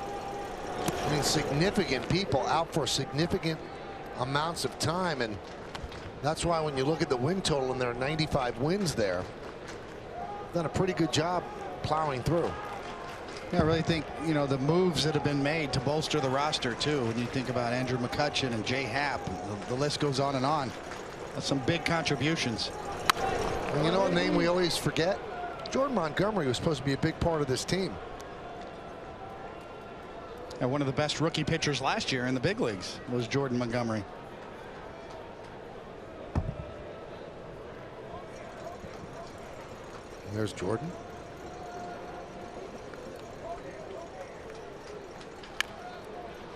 It's a lonely time when you're on the extended DL. You're down here in Tampa. You just move in, get an apartment, or you're living in a hotel, and this is where you set up shop for your rehab.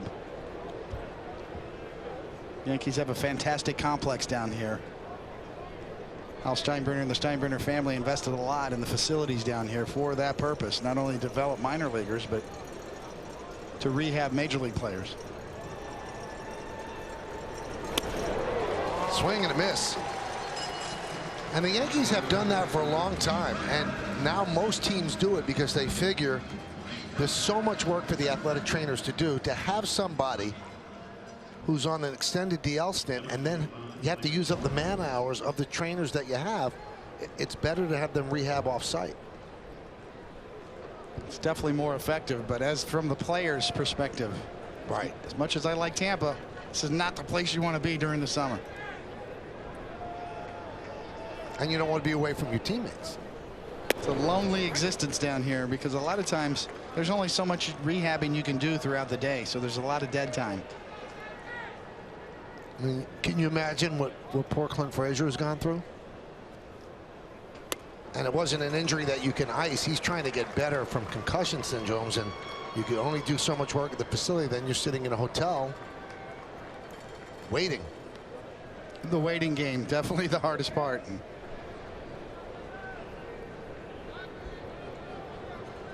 Even though I have Paul Simon on my mind, so I'm looking for Paul Simon references tonight, Michael. Okay. That great concert he had in Queens the other night, his finale. Huge Paul Simon. Just had a chance to meet him over the years. Big baseball guy, baseball fan, at a lot of Yankee games.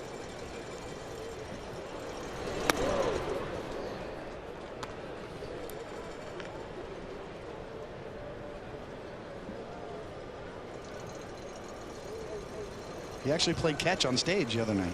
Oh, really? Brought his glove on stage. And that got Gleyber Torres, so he'll take first.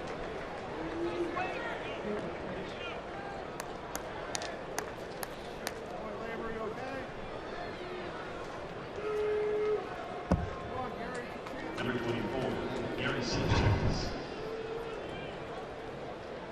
So he's going to be all right. Off the foot. Oh, this is more James Brown. Got it on the good foot.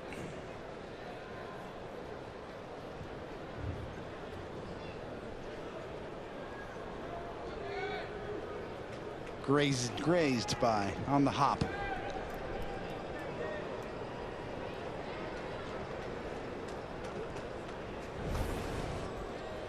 Here's Gary Sanchez, who is 0 for 2, and he takes a first pitch strike from Yarbrough.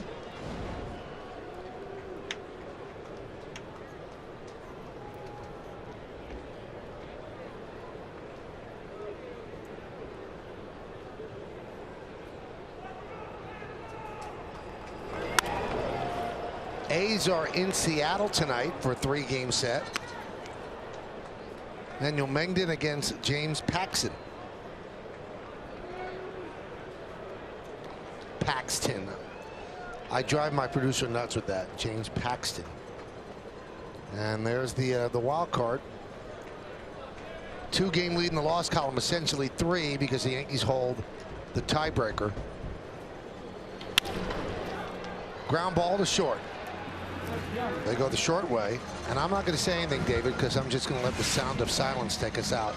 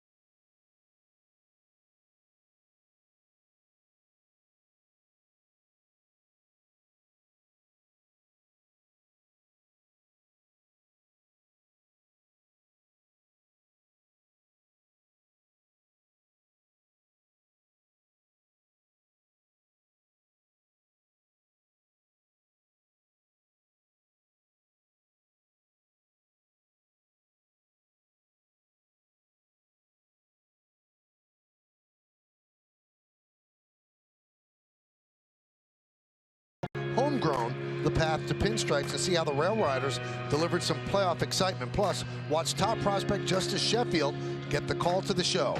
That's tomorrow at 11 after Yankees coverage on Yes.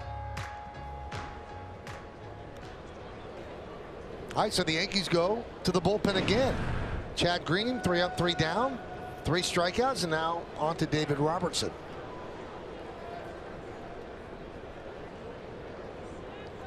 Now, one thing the Yankees have noticed, although he was able to do it very well last year, Chad Green has not pitched that well in second innings. So they took him out after the economical 1-2-3, strike out the side inning, and they go to Robertson.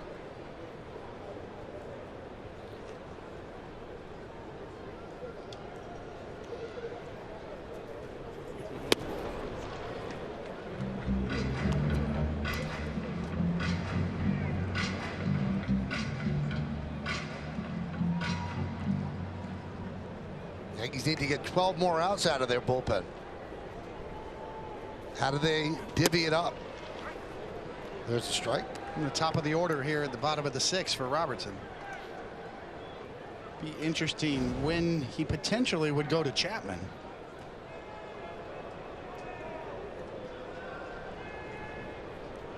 The 5 lefties at the bottom of the order may be Chapman's. So you could pitch Robertson here, Britton, Betances, Chapman.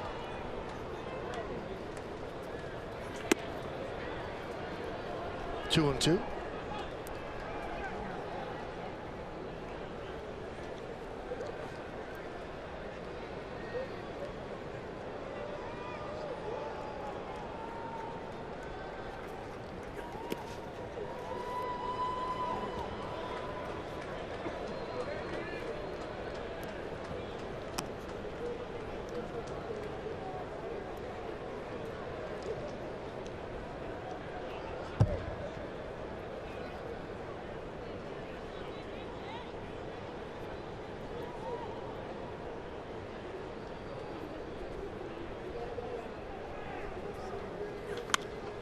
Fouled away.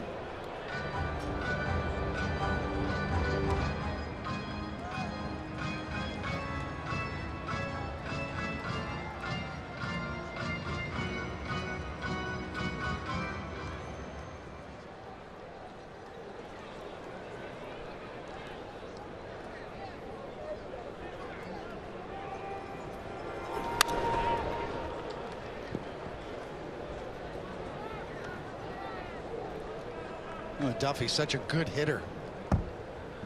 Definitely more of a free swinger, though. Just 44 walks and over 500 at bats.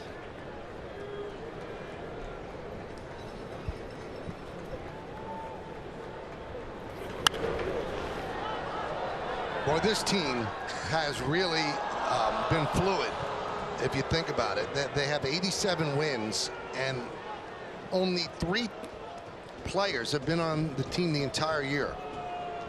Crone, Romo, and Sucre. That's it. They have moved people in and out, up and down. And when they were able to expand rosters, they bolstered the bullpen.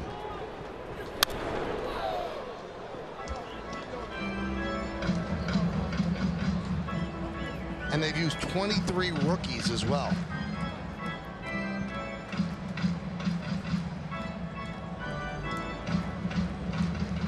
It's just amazing, Michael. Those are great points, and what you brought up earlier in the game too, as well, is they were once thought of as a team that was going to tank it this year.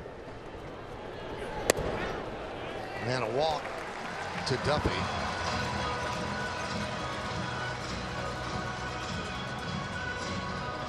Take a look at the Coors Banquet timeless moment, and boy, Red Sox fans remember this. Evan Longoria hits a walk-off home run in the 12th inning against the Yankees in game 162. Clinch a playoff berth for the Rays, knock out the Red Sox, essentially got Terry Francona fired. This one swing. And for a while they called that area out there the 162 landing. But that's gone. Longoria's in San Francisco, and Terry Francona managing the Indians.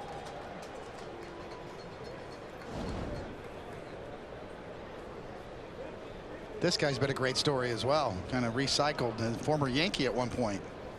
G-Man Choi finally getting a chance. And that one gets past Gary Sanchez, allowing Duffy to move to second. We'll see how that scored.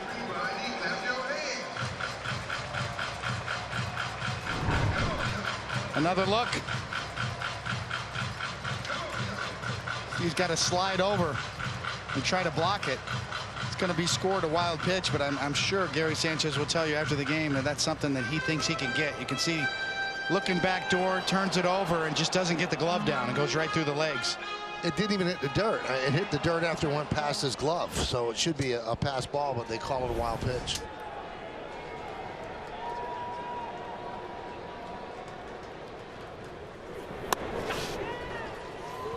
Now they just changed it to a pass ball. His 17th pass ball of the year, second of the game. The first one led to a run.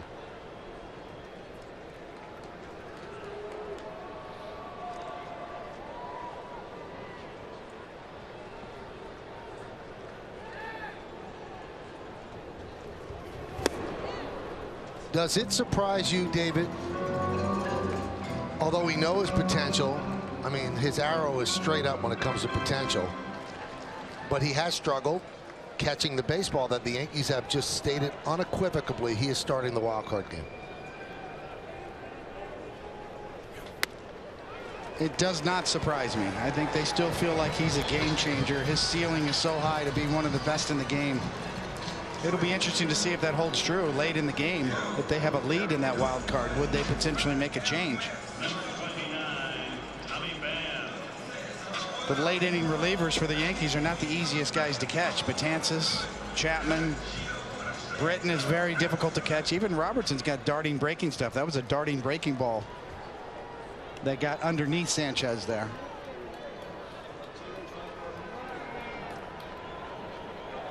It's harder than ever for these catchers nowadays with the increased velocity of these relievers. Some of the stuff they throw is moving all over the place.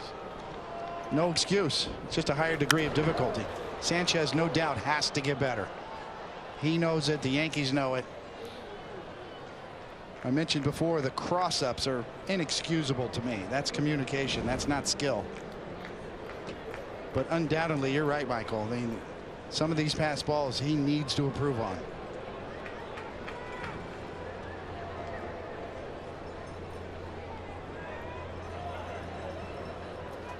Now, one thing you can't forget with Sanchez behind the plate, he throws runners out, and he does that better than Romine, and that's not something to be ignored, and the Yankees don't ignore it. And as you said, the unlimited potential, but you just wonder, for one game, this is for the season game, are you betting on the potential or the guy who's giving you the best chance to win that game?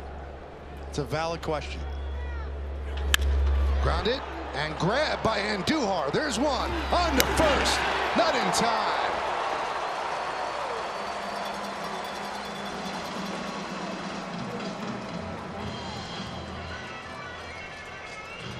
Luke Voigt wants him to take a look, and we will too. Looks like his foot was down.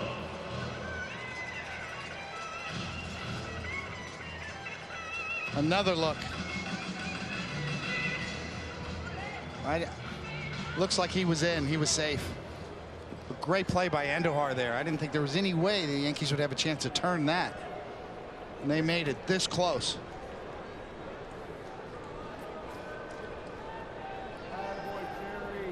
Bang, bang.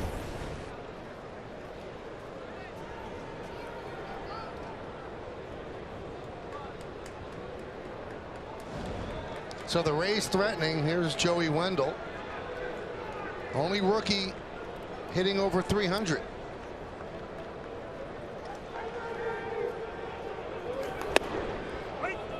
There's a strike.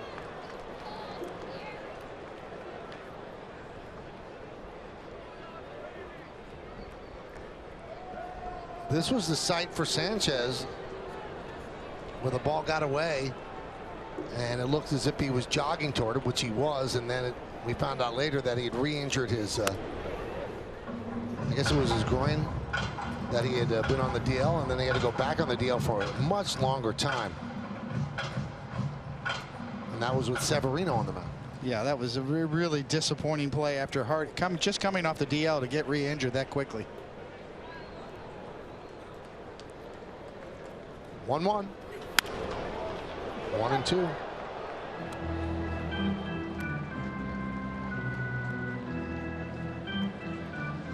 So first and third, one man out, bottom of the sixth inning. It's 3-1 Yankees.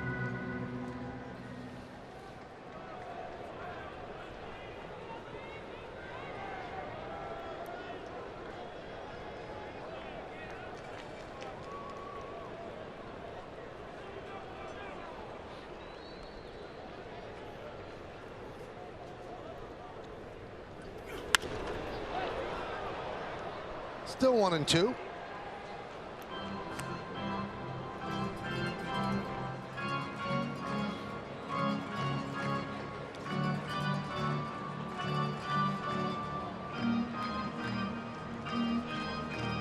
The first and third in this situation, you know, David Robertson loves to throw that biting breaking ball in the dirt. Does he have confidence to do it now?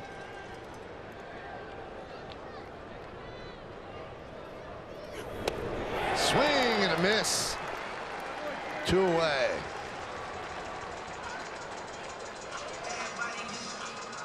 Well, this is his out pitch, and this is outstanding. And Gary Sanchez was pointing his glove to the ground as if to give him confidence. Get it down there. And a great finish pitch against a left-handed batter. And you can see the grip and the spin. Very tight rotation. Right over the heart of the plate.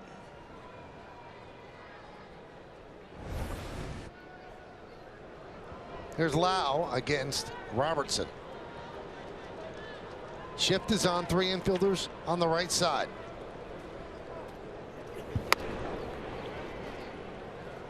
One and 0.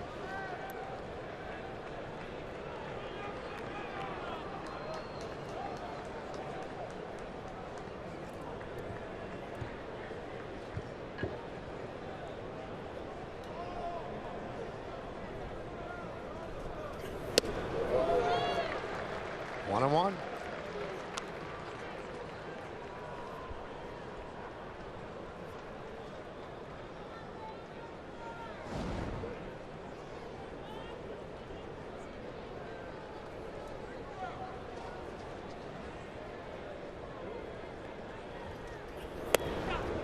Two and 1.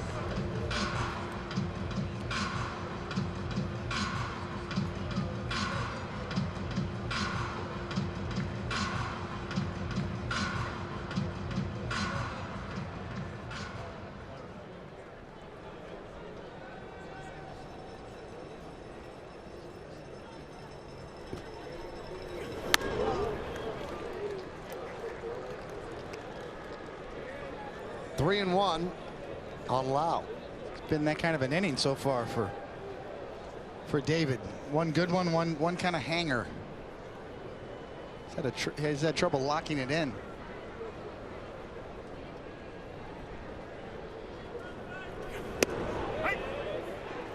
Three and 2, so that is going to release Pham at first, as Duffy will stay anchored at third. Pitch number 28 coming right here. See if they go back to the breaking ball on 3-2 here.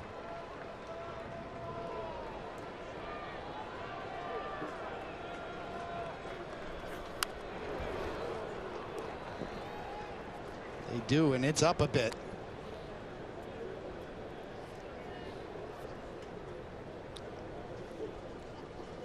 One of the problems when you're trying to throw a curveball on 3-2 is you gotta feel like it's in the strike zone or really close. You can't just go with the one down in the dirt. Potential to walk the bases loaded here. High fly ball, deep center, going back. Gardner still back on the track at the wall. He makes the play. What a play by Brett Gardner, as he keeps the Rays off the board here in the bottom of the 6th. As good as it gets. On your horse, body be damned.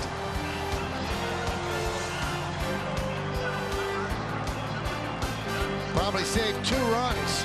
Robertson loves it.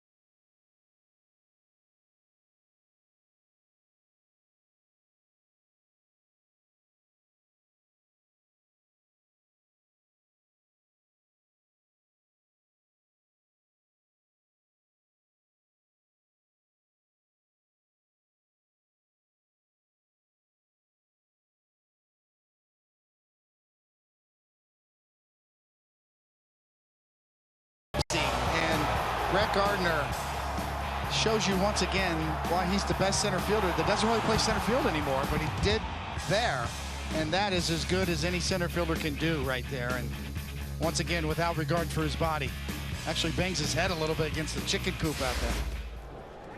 Pitch to Echeverria is a strike as we start the 7th inning. So Gardner has an RBI single and that great catch, and he wasn't in the starting lineup. Only that one is ripped to left and foul. Cadillac scoreboard 3-1 Yankees over the Rays. He's only in there because Aaron Hicks tweaked his left hamstring trying to beat out a ground ball.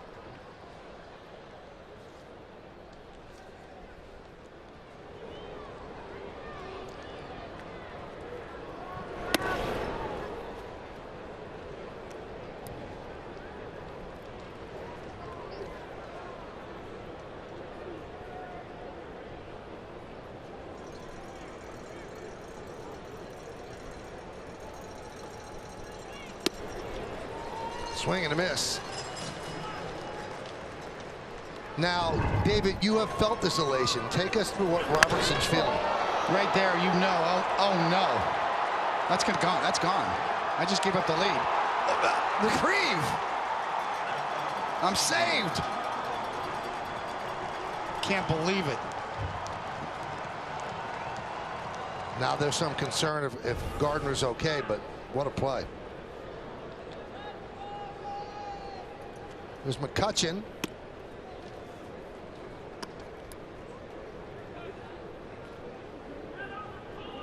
Looks like he might have hit his forehead. He's got a little red mark there.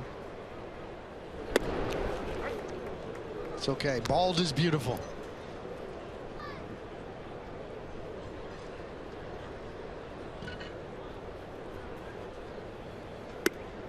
Get the back of the head a little bit.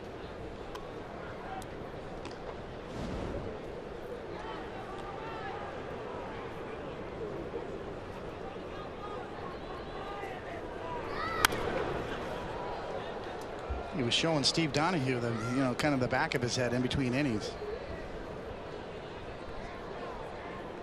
Between Steve Donahue and Brett Gardner, I know they put their heads together. There's a Rodney Dangerfield movie there in a line somewhere that I'll probably just stay away from. But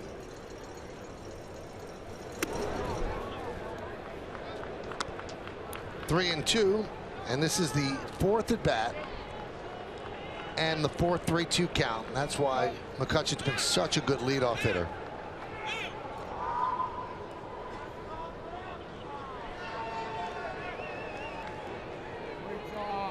He has seen 25 pitches in his 4 at bats.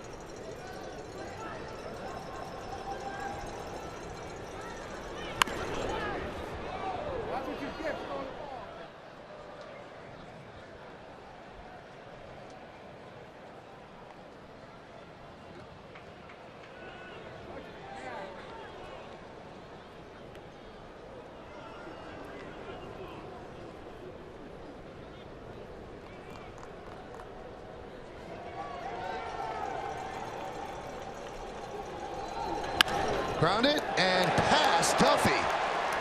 And it goes down the left field line, played out there by Pham. And McCutchen has himself a double. So a home run and a double for Andrew McCutchen. Now a quick word from Smirnoff. Wait, what do you mean we only have 6 seconds? Hi, I'm no, this is Smirnoff, and I'm... Poor Ted. So a double for McCutchen.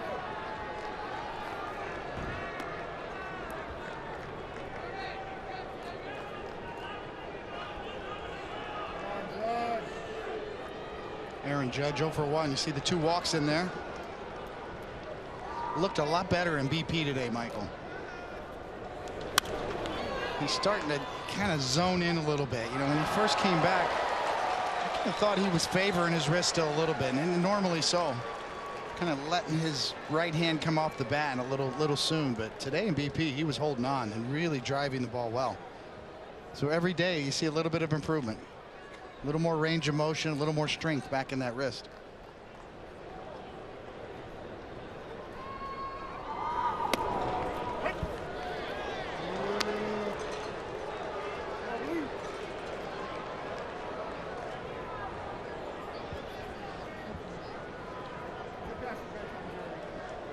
think there's a level when you come back from an injury, any injury, there's that concern. Am I going to re-injure it? And I think he's past that point now.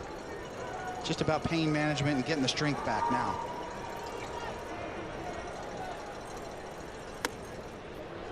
One and two. The fracture is healed. He's not going to hurt it. Now it's just a matter of trusting it and letting it go.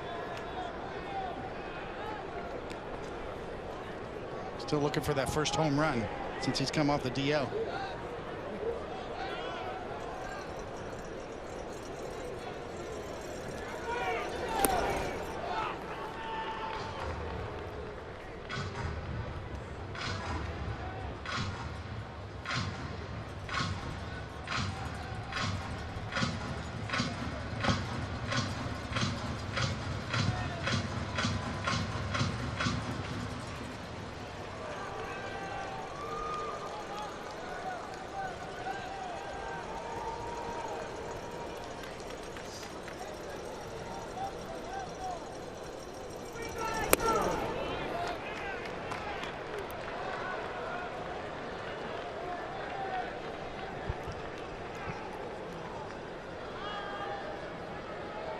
Great take there to force it to another Aaron Judge 3-2 count.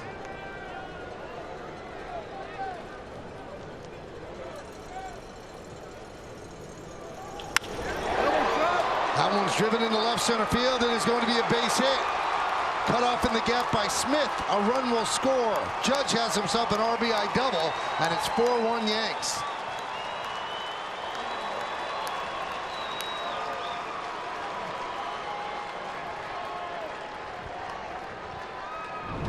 Well, just a great at-bat and bought himself a good pitch to hit. Picks up an RBI double, even though he didn't drive it probably as well as we're normally used to seeing. This one was 93 miles an hour off the bat. And see, he waits and waits and just gets in on him a bit, but fights it off. Just another really good at-bat, waiting for a pitch he could handle.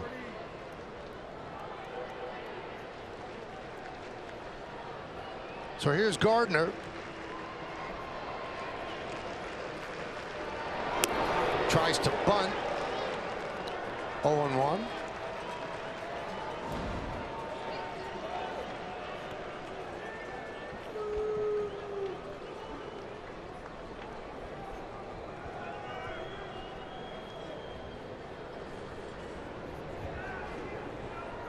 Gardner, an RBI single to right center in the 5th inning. 4-1 Yankees have 8 hits. The Rays 2 hits and 1 run.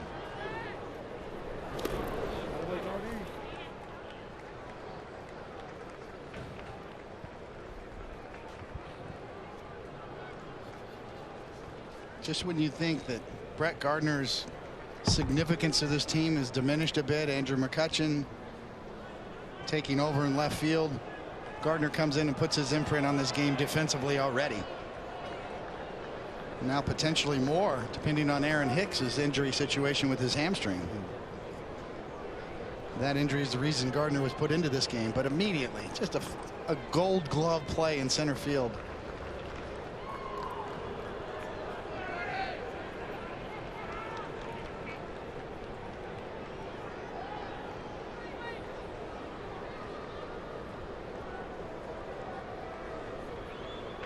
One. Grounded to third, knocked down by Duffy. Fires to first, got him. Good scoop by Bowers. I'm sure the Yankees will take a look to see if they did in fact get him. Boy, that is so close.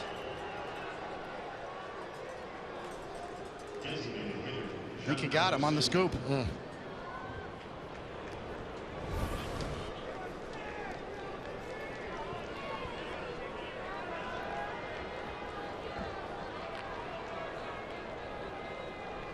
Here's Stanton. Double to left center field. His last time up, he's 1 for 3. That was his 94th ribby.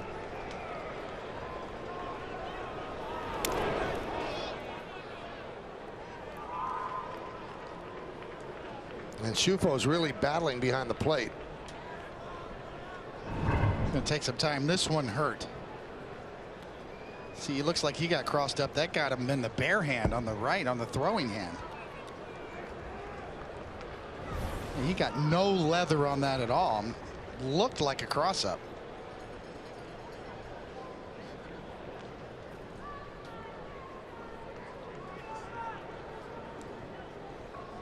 But he just did not react to that pitch at all, as if he didn't know it was coming. Almost like he was looking for a breaking ball, and that got him right on the bare hand.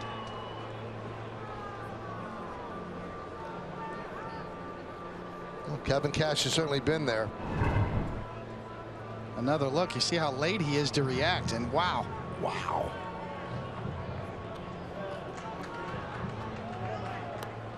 It's a 90-mile-an-hour fastball.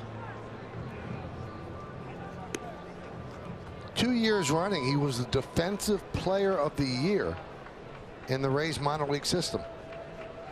But he has struggled here in the big leagues. He just did not pick that ball up at all. Very unusual. Thrown out just 1 of 8 attempted base stealers up here, and he's had some difficulties behind the plate tonight. As I mentioned, a battle all evening. 1-0. 1-1.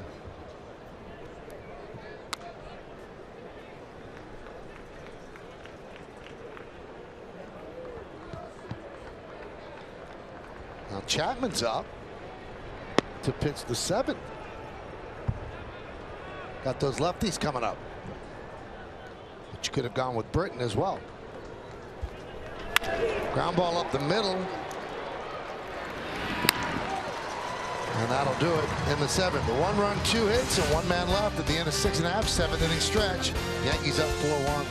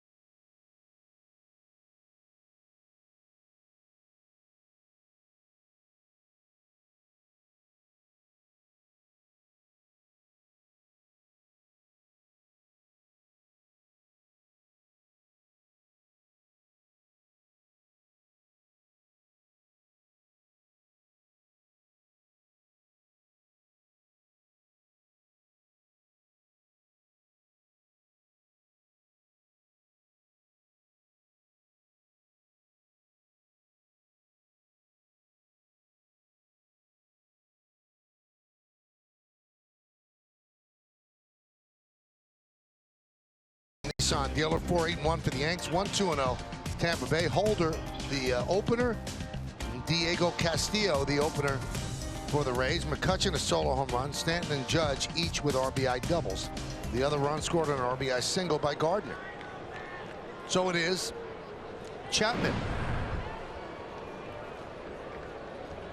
Now, using him here would lead you to believe that they're still not totally sold that he's got his best stuff and best command, because the way this plays out, Chapman, Betances, Britton. When it could have gone the other way as well. It could have been Britton, Betances, and Chapman. And this isn't done willy-nilly. This has obviously been thought out and planned before the game. If that, then this. So they went with Tarpley, Gray, Green, Robertson, and now Chapman, with Holder as the opener. Yeah, and this was talked about with Chapman obviously beforehand, that they were going to use him in these situations for now.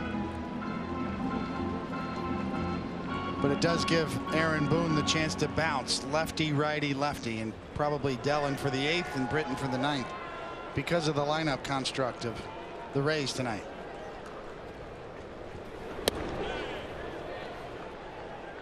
Cadillac scoreboard is 4-1 Yankees over the Rays. First game of this 4-game set.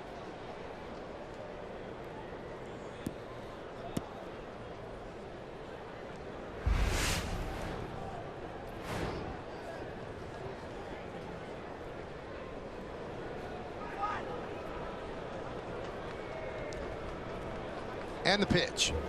Swing and a miss. Meadows down on strikes. 1 away.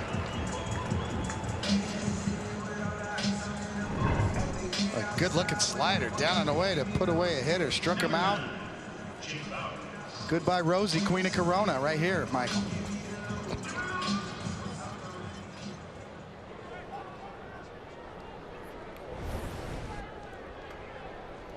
If he can lock that one in, boy, that one's going down. We've seen him throw his slider. It tends to have more side-to-side movement. He's really getting on top of that. That could be a real weapon. And his last appearance, he used the slider a lot. He still does not have the great command of the fastball, and he's not hitting triple digits yet.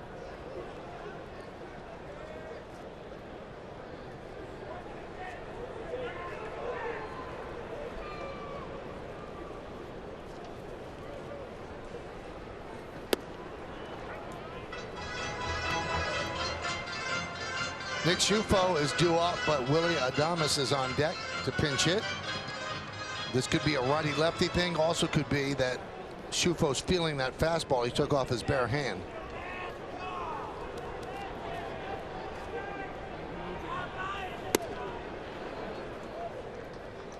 Two and one on Bowers.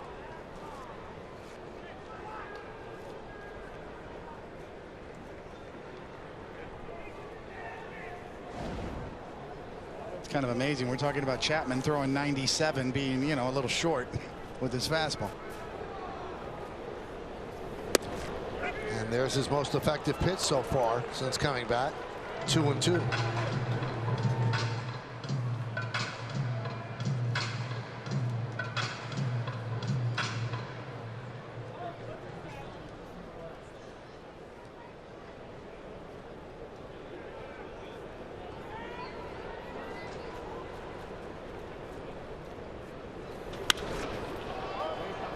Popped up left side of the infield, and Duhar puts it away.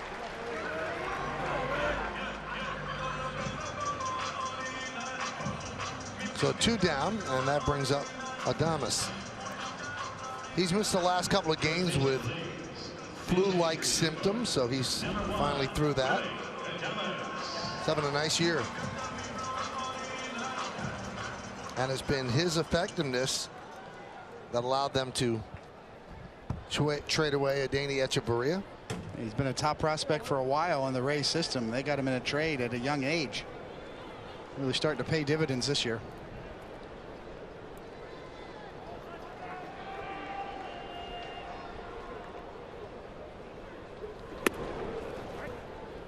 Strike to Adames.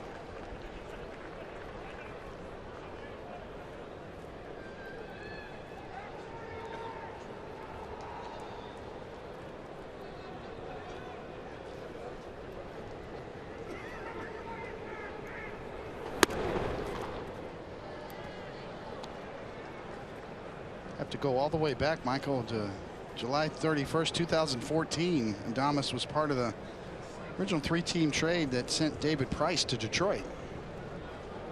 He was a young 19-year-old top prospect back then.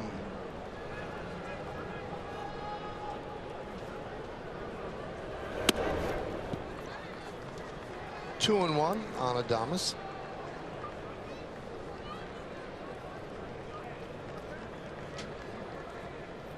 We're seeing those 19-year-olds break into the big leagues now in the accelerated process. You remember the Yankees, obviously, with Chapman on the mound, said, yeah, we'll take this young kid, Gleyber Torres. Bet on him. It was a pretty good bet. 2-2. Dropped another slider in there.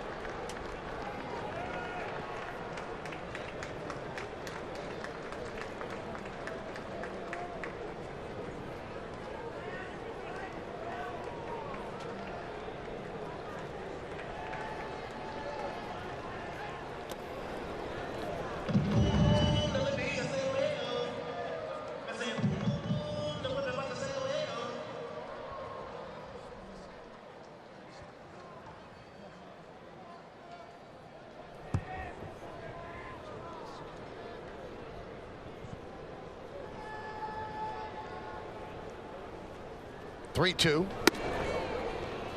So Adames a pinch hit walk.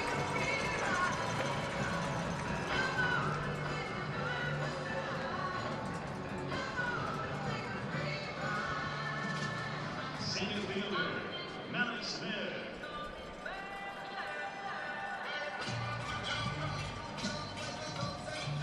So here's Malik Smith.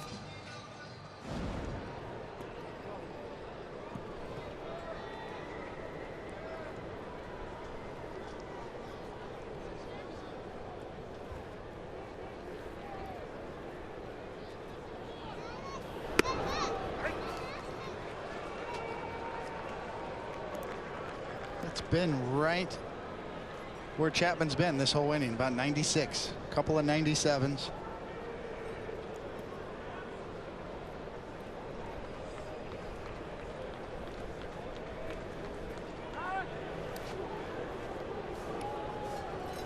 Well, because his knee was a problem, it was hard for him to throw.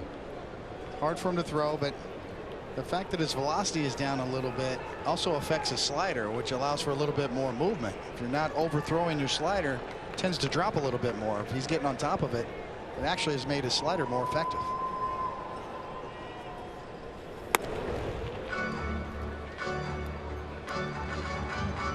That was 98.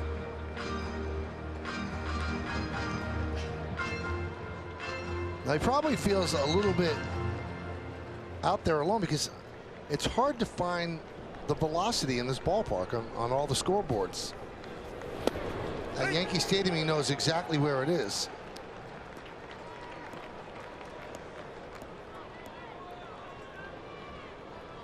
In fact, David, I can't find it. Straight ahead. Straight ahead? Okay. Right to the left of the line score. Line score. 1-2. Swing and a miss. Another slider. Very effective pitch. But obviously the Yankees want him to find the fastball as well. He strands one. We go to the eighth.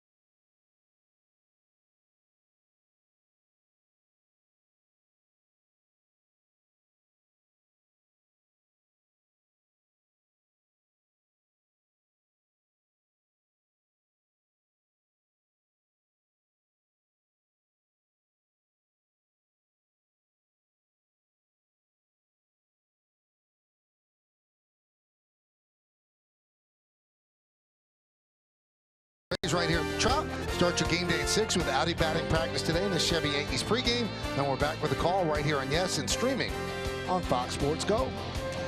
Yarbrough's still out there. Luke Voigt will lead off. Ground ball to the second baseman, Lau. 1 pitch, 1 out. Adam played to pull. Hyundai scoreboard 4-1, Yankees lead. That's going to get me every time. Wow, I see low every time. Believe me, you've been good tonight. You haven't messed it up once. Because I wrote it on the scoreboard as LAU. I just stayed away from it all night. Thinking Charlie Lau. Adam Moore takes over behind the plate.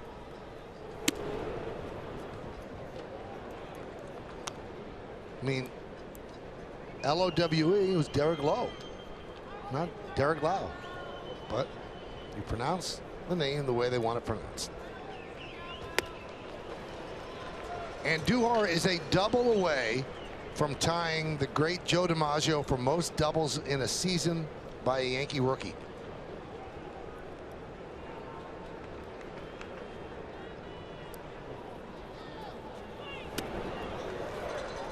Oh and 2.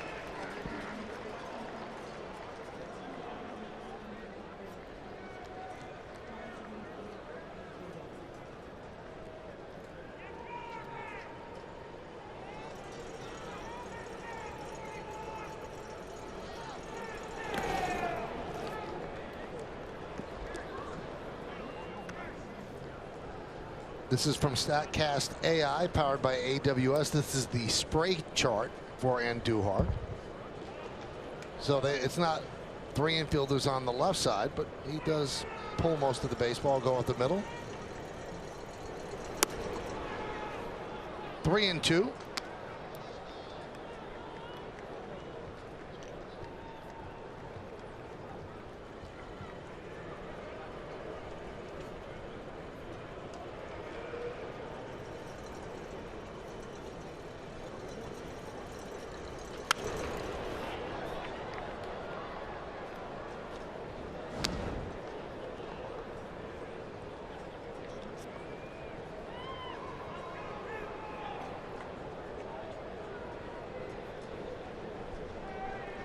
To me, it's going to be a really interesting Rookie of the Year debate.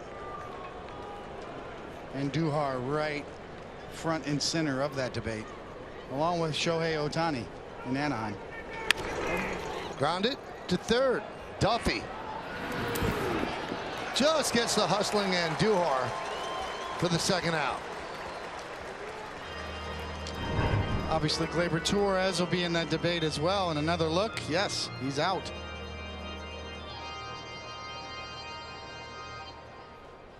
Good glove work on the short hop. Second baseman, Gleyber Torres. And here is the aforementioned Gleyber Torres.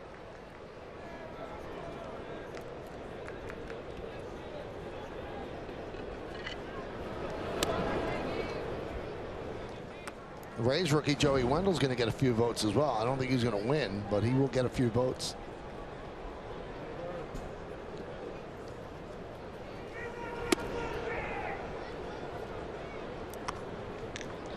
Coming into tonight, these are the 3 main candidates. Now, that's the offensive numbers for Ohtani, and then when he pitched, 4 and 2, 3.31 and 10 starts. Yeah, we're breaking new ground there. We haven't had this sort of a debate. I mean, it's all new. How do you value that sort of contribution, even though Ohtani did spend some time on the DL, obviously. 2-1. I'll say this, in the batter's box, forget about defense, forget about all the metrics. In the batter's box, with a bat in his hands, Miguel Andujar has helped his team win more games than any other rookie.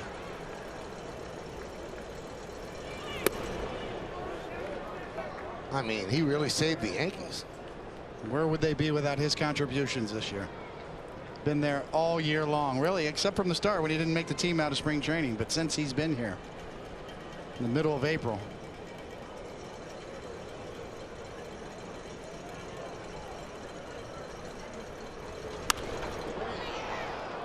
start getting into the metrics, then you're into quantitative numbers versus qualitative numbers. And Ohtani's rate stats are great. His numbers from a rate standpoint as a hitter are off the charts. But Miggy's been there all year long. Miggy 2 bags all year long. Contributed to a lot of wins.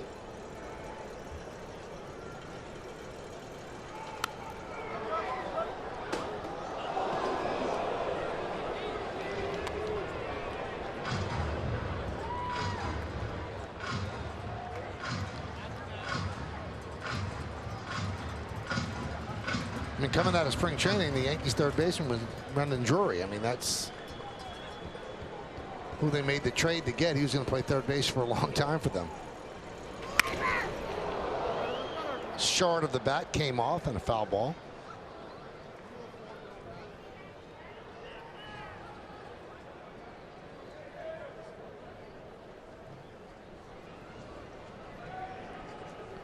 Two outs here in the 8th inning. It's 4-1 Yankees.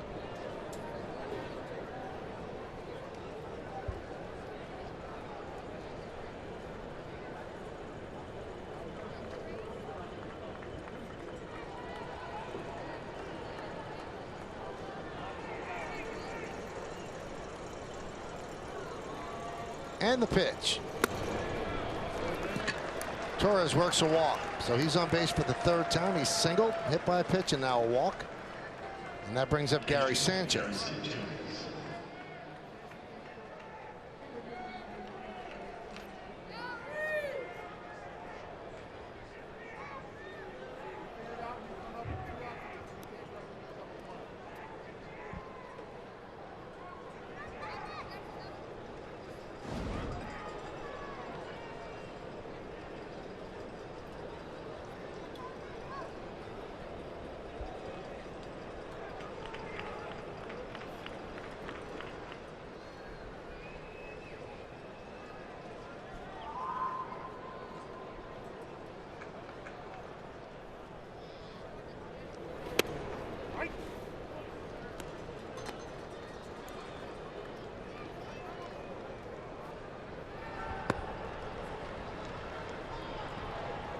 And Schultz is up.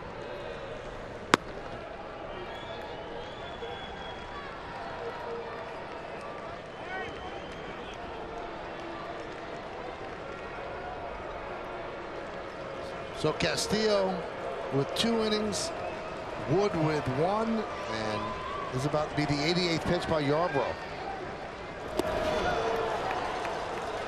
And that is a pitch that Sanchez continues to flail out and continues to have trouble with. No doubt about it. Changeup down and away off the plate. Not only low, but away. And from the righty, the breaking ball down and away. He's not picking it up. And Paul O'Neill has explained over and over, he's trying to hit everything deep to left field and just opening up too quick.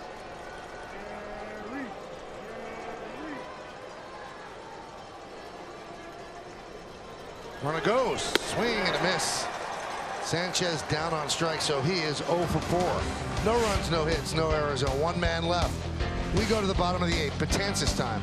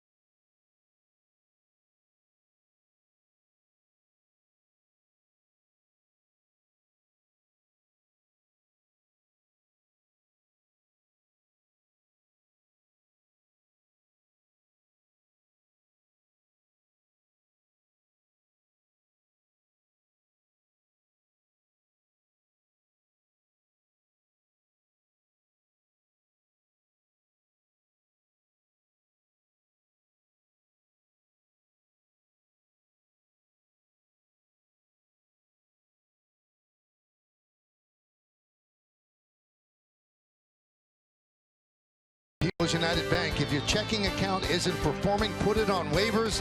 People's United Bank, member FDIC. And by Jeep, the most awarded lineup of SUVs ever. It's a shot of downtown Tampa. We are in downtown St. Pete, where the Hyundai scoreboard shows us bottom of the 8th inning. Yankees up by 3, 4-1. And now it is Dellin Betances, as the Yankees trying to piece together an entire game out of their bullpen. 65th game for Betances. It is a little confusing, right? The Tampa Bay Rays that play in St. Pete. I got lost in, you know, when they changed the California Angels. I love the California Angels. Then it was the Anaheim Angels and Los Angeles Angels of Anaheim. Anaheim. Now it's just the Los Angeles Angels. And they're not in Los Angeles. No. But the New York Giants and New York Jets aren't in New York. That's true.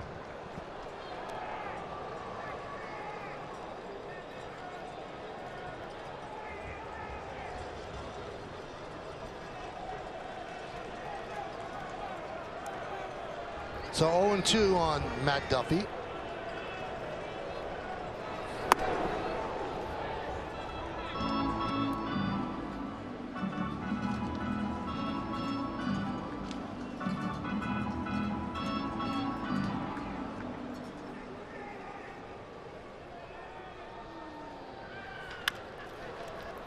Grounded to short. Echeverria, the long throw. Boy, he's got an arm.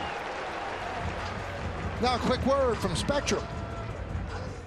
Spectrum Internet. No data caps, no contracts. Just faster speeds with better performance.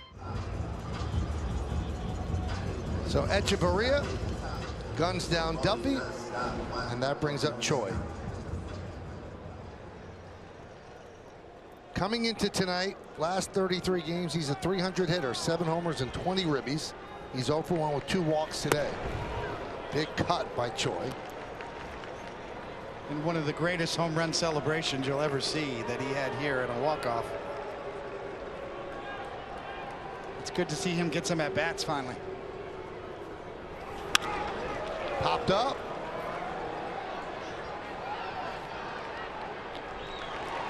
Now the Rays are 1 out away from doing something that a team hasn't done the last 44 times that Betances has been on the mound. Get through a Betances appearance without a strikeout. So he holds the American League record at 44. The Major League record is 49, held by Aroldis Chapman when he was with the Reds. So let's see if he can make it 45 straight games with at least 1 strikeout. Here's Tommy Pham. There's a strike. I was going to say, I think Aaron Boone would have taken a 1-pitch out right there.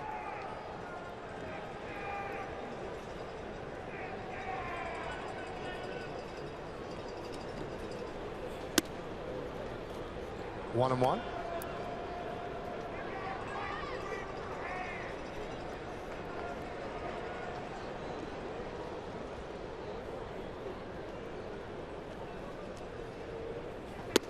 In fact, for New York Yankee pitchers tonight, they've all had at least 1 strikeout in every inning. So a strike away against Tommy Pham. And if this play is completed, that streak is over, and it is but a 1-2-3 inning for Dellin Betances. He retires the Rays in order, and we go to the 9th.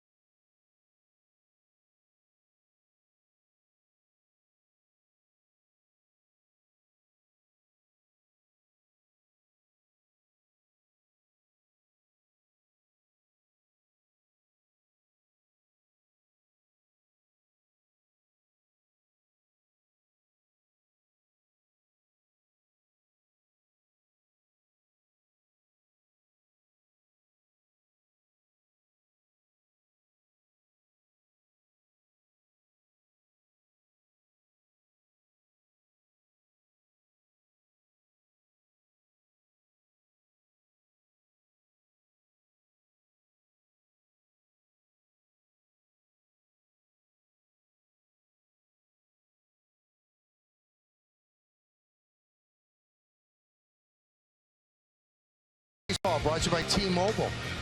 It's kind of like a spring training box score, you know. I mean, we are in Tampa. Looks like, okay, you're going to get a lot of pitchers. Sonny Gray is the workhorse with 2 innings. And they all got their strikeouts, one by one. David Robertson walked a couple guys, pitched himself into a jam and then out of a jam. Chapman featured the slider today. Came in the 7th as a setup guy. And Dellin, no strikeouts, but a 1-2-3 clean inning. One more pitcher to go.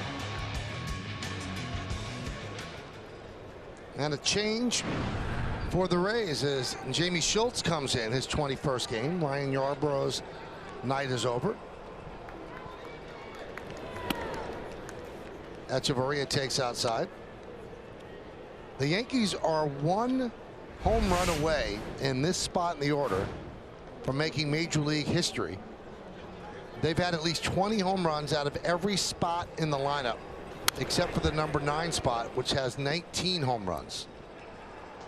No team in big league history has ever done that. Has John Sterling got a home run call yet for Adaney? I think he's got one loaded. I think.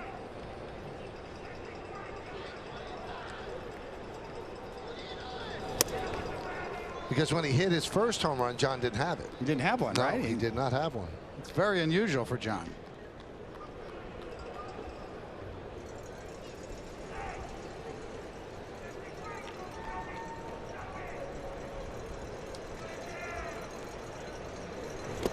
Swing and a miss. Ball gets away. Moore makes the throw to first. Speaking of catching for the Rays, Nick Schufo left the game with a right hand contusion. He is day to day. And the Yankees get Zach Britton up to close.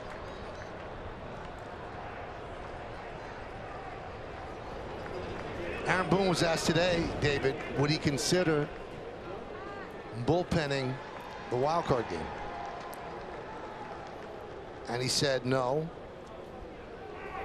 He said, but you know, we have 3 viable options to pitch that game. He said it will be one of those 3. But although it will not be called bullpenning, if there's any struggles, they're not going to hesitate at all to go to the bullpen in the 3rd inning and do exactly what they're doing tonight.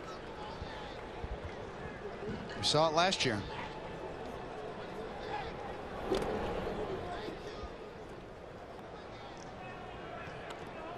Will he get the start? Will it be Happ? Tanaka? One of those 3? I think even Brian Cashman sort of alluded to the fact that they're still evaluating down to the last week of the season in terms of who looks the best, who's throwing up to their capabilities. Now, do you believe that, or do you think in their mind they have the guy who's going to pitch? I think they probably do have an idea of what they want to do, and today was the bullpenning day today was a chance to rearrange the rotation a bit and give guys extra rest.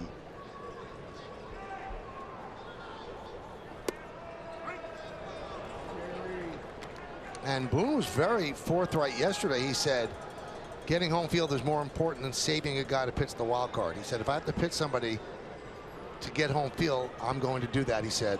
Now, that doesn't mean that we couldn't win a game in Oakland, he said, but we want that game at Yankee Stadium. Makes sense. And really, you know, Tanaka has pitched well down the stretch, even though his last start wasn't the greatest. Happ has pitched well down the stretch, even though he got nicked up a little bit in his last start. So they do have options. McCutchen has worked his 5th 3-2 count tonight. He's seen 33 pitches. Rounded up the middle. Grabbed by Lau. And he's out for the 2nd out here in the ninth. Now, if the Rays end up losing this game, they will be eliminated because the A's magic number is 1. The A's will start in about 5 minutes, but if the Rays don't come back, that's the 1 they get. So they will not be able to catch Oakland, and Oakland will have secured a playoff spot. The only thing then in doubt is where that wild card game is going to be played.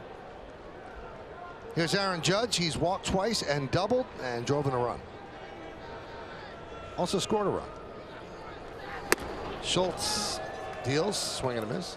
And as you mentioned before, the Rays coming into this game with the exact same record as the Cleveland Indians.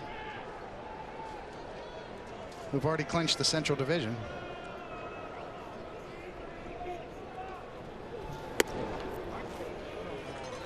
So the A's at Seattle. It's Mengden against Paxton.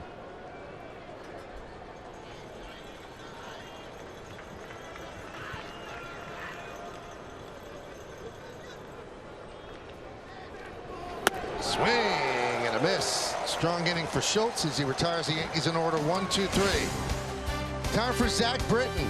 He will be the Yankees' 8th pitcher tonight.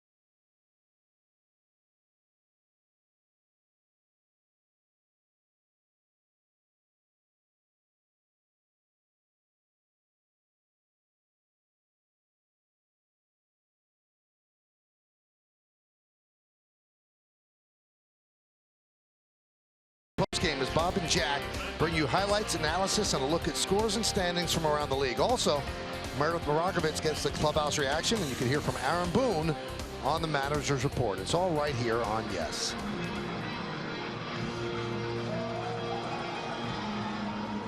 So Zach Britton will take over on the mound to try to close this out. Neil Walker takes over third for Miguel Andujar. This will be the 40th game for Britton this year between the Orioles and the Yankees. An abbreviated season coming back from the Achilles injury. And here's Joey Wendell. This place has been a house of horrors for the Yankees. They are 1-5 in this ballpark this year. In the last 27 games, they're 9-18 here. So they're trying to close this one out. And the Rays have been the hottest team in baseball. There's Walker. Last 32 games, they're 25-7. Better than the Astros, 24-8.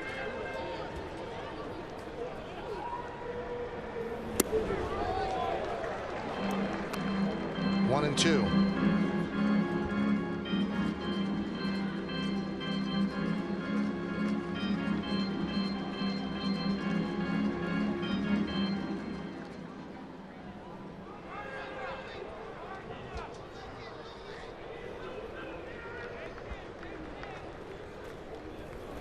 Did he go? Yes, he did. Wendell down on strikes. Now a quick word from Memorial Sloan Kettering Cancer Center. Memorial Sloan Kettering, changing how the world treats cancer for over 130 years. And we're going to have a pinch hitter now for Brandon Lau. It's going to be Carlos Gomez, who was 0 for 11 as a pinch hitter this season.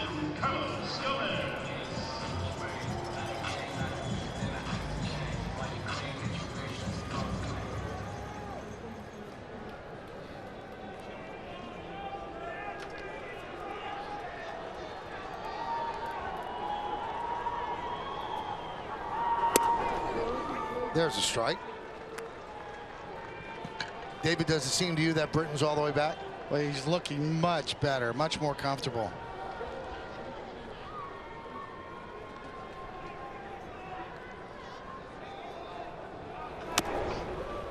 He's talked about getting used to playing here in New York, how much he likes it. Actually talked about how he'd love to come back next year.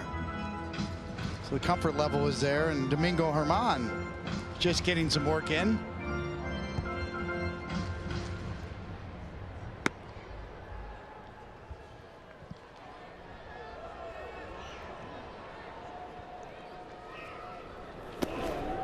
It'll be interesting to see who the official scorer gives the win to if the Yankees hold on, because it's the official scorer's discretion. Nobody want the requisite 5 innings with the lead. It really is a spring training game. It just looks, the box score looks exactly like you'd see in March here in Tampa.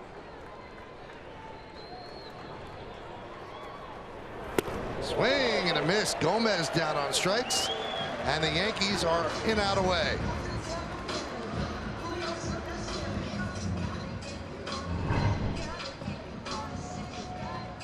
Diving sinker at 96 miles an hour. There's 2 seamers and there's sinkers. There's a big difference. That's a sinker. Here's C.J. Cron pinch hitting for Austin Meadows.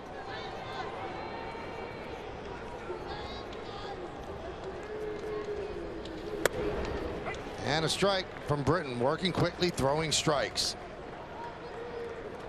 And you wonder if over the remainder of this week that you don't get 100-mile-an-hour Chapman, would they go with Britton closing?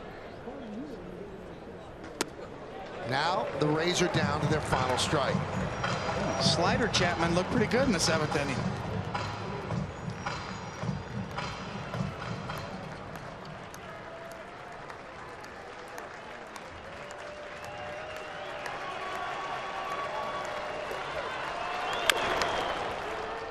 Chop foul.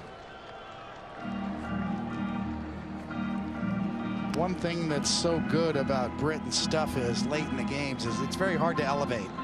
And in a game today where home runs are so prevalent, this guy's hard. When he's right, he's hard to hit a homer off of. And that gives managers comfort late in the games. He's a hard guy to beat with the long ball. The 0-2. Swing and a miss. Ball gets by Sanchez as Cron will reach. So a strikeout of Cron, but he reaches as the ball gets by Sanchez. Another look. You know the slider's coming. Down and in. Gary's a little late. Looks like he was looking for it away. It's a difficult pitch to block. I mean, this ball ends up almost in the batter's box. But Gary was late to react to that. And it scored a wild pitch. That was not easy to block by any means.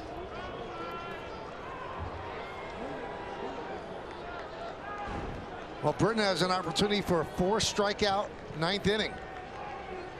Here's Jake Bowers.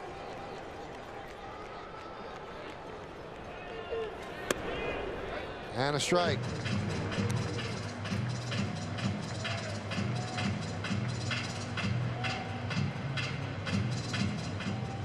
It's a heck of a slider by Britton there. Boy, if he gets the 1-2 punch going, that does look like a guy who's all the way back. And again, down to their final strike.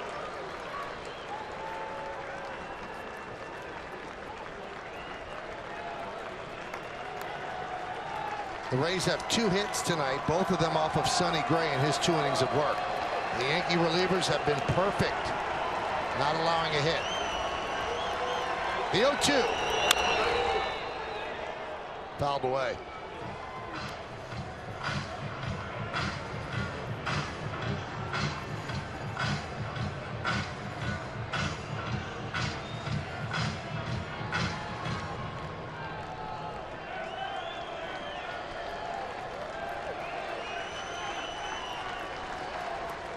And the pitch.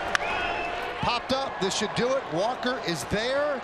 Walker makes the play, and the Yankees win 4-1. The save goes to Britton. But every member of the bullpen, David, did an outstanding job in this one.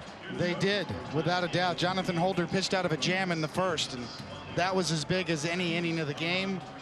Sonny Gray got 2 innings. We thought we'd get a little more length out of him, but Aaron Boone went right to Chad Green once they got the lead, and it was locked down the rest of the way. Had a great catch in center field by Brett Gardner, who took over in center for Aaron Hicks after he tweaked his left hamstring. They are going to give the win to Sonny Gray. The save goes to Zach Britton. We'll calculate all this, and we'll come on back and tell you for sure when we return.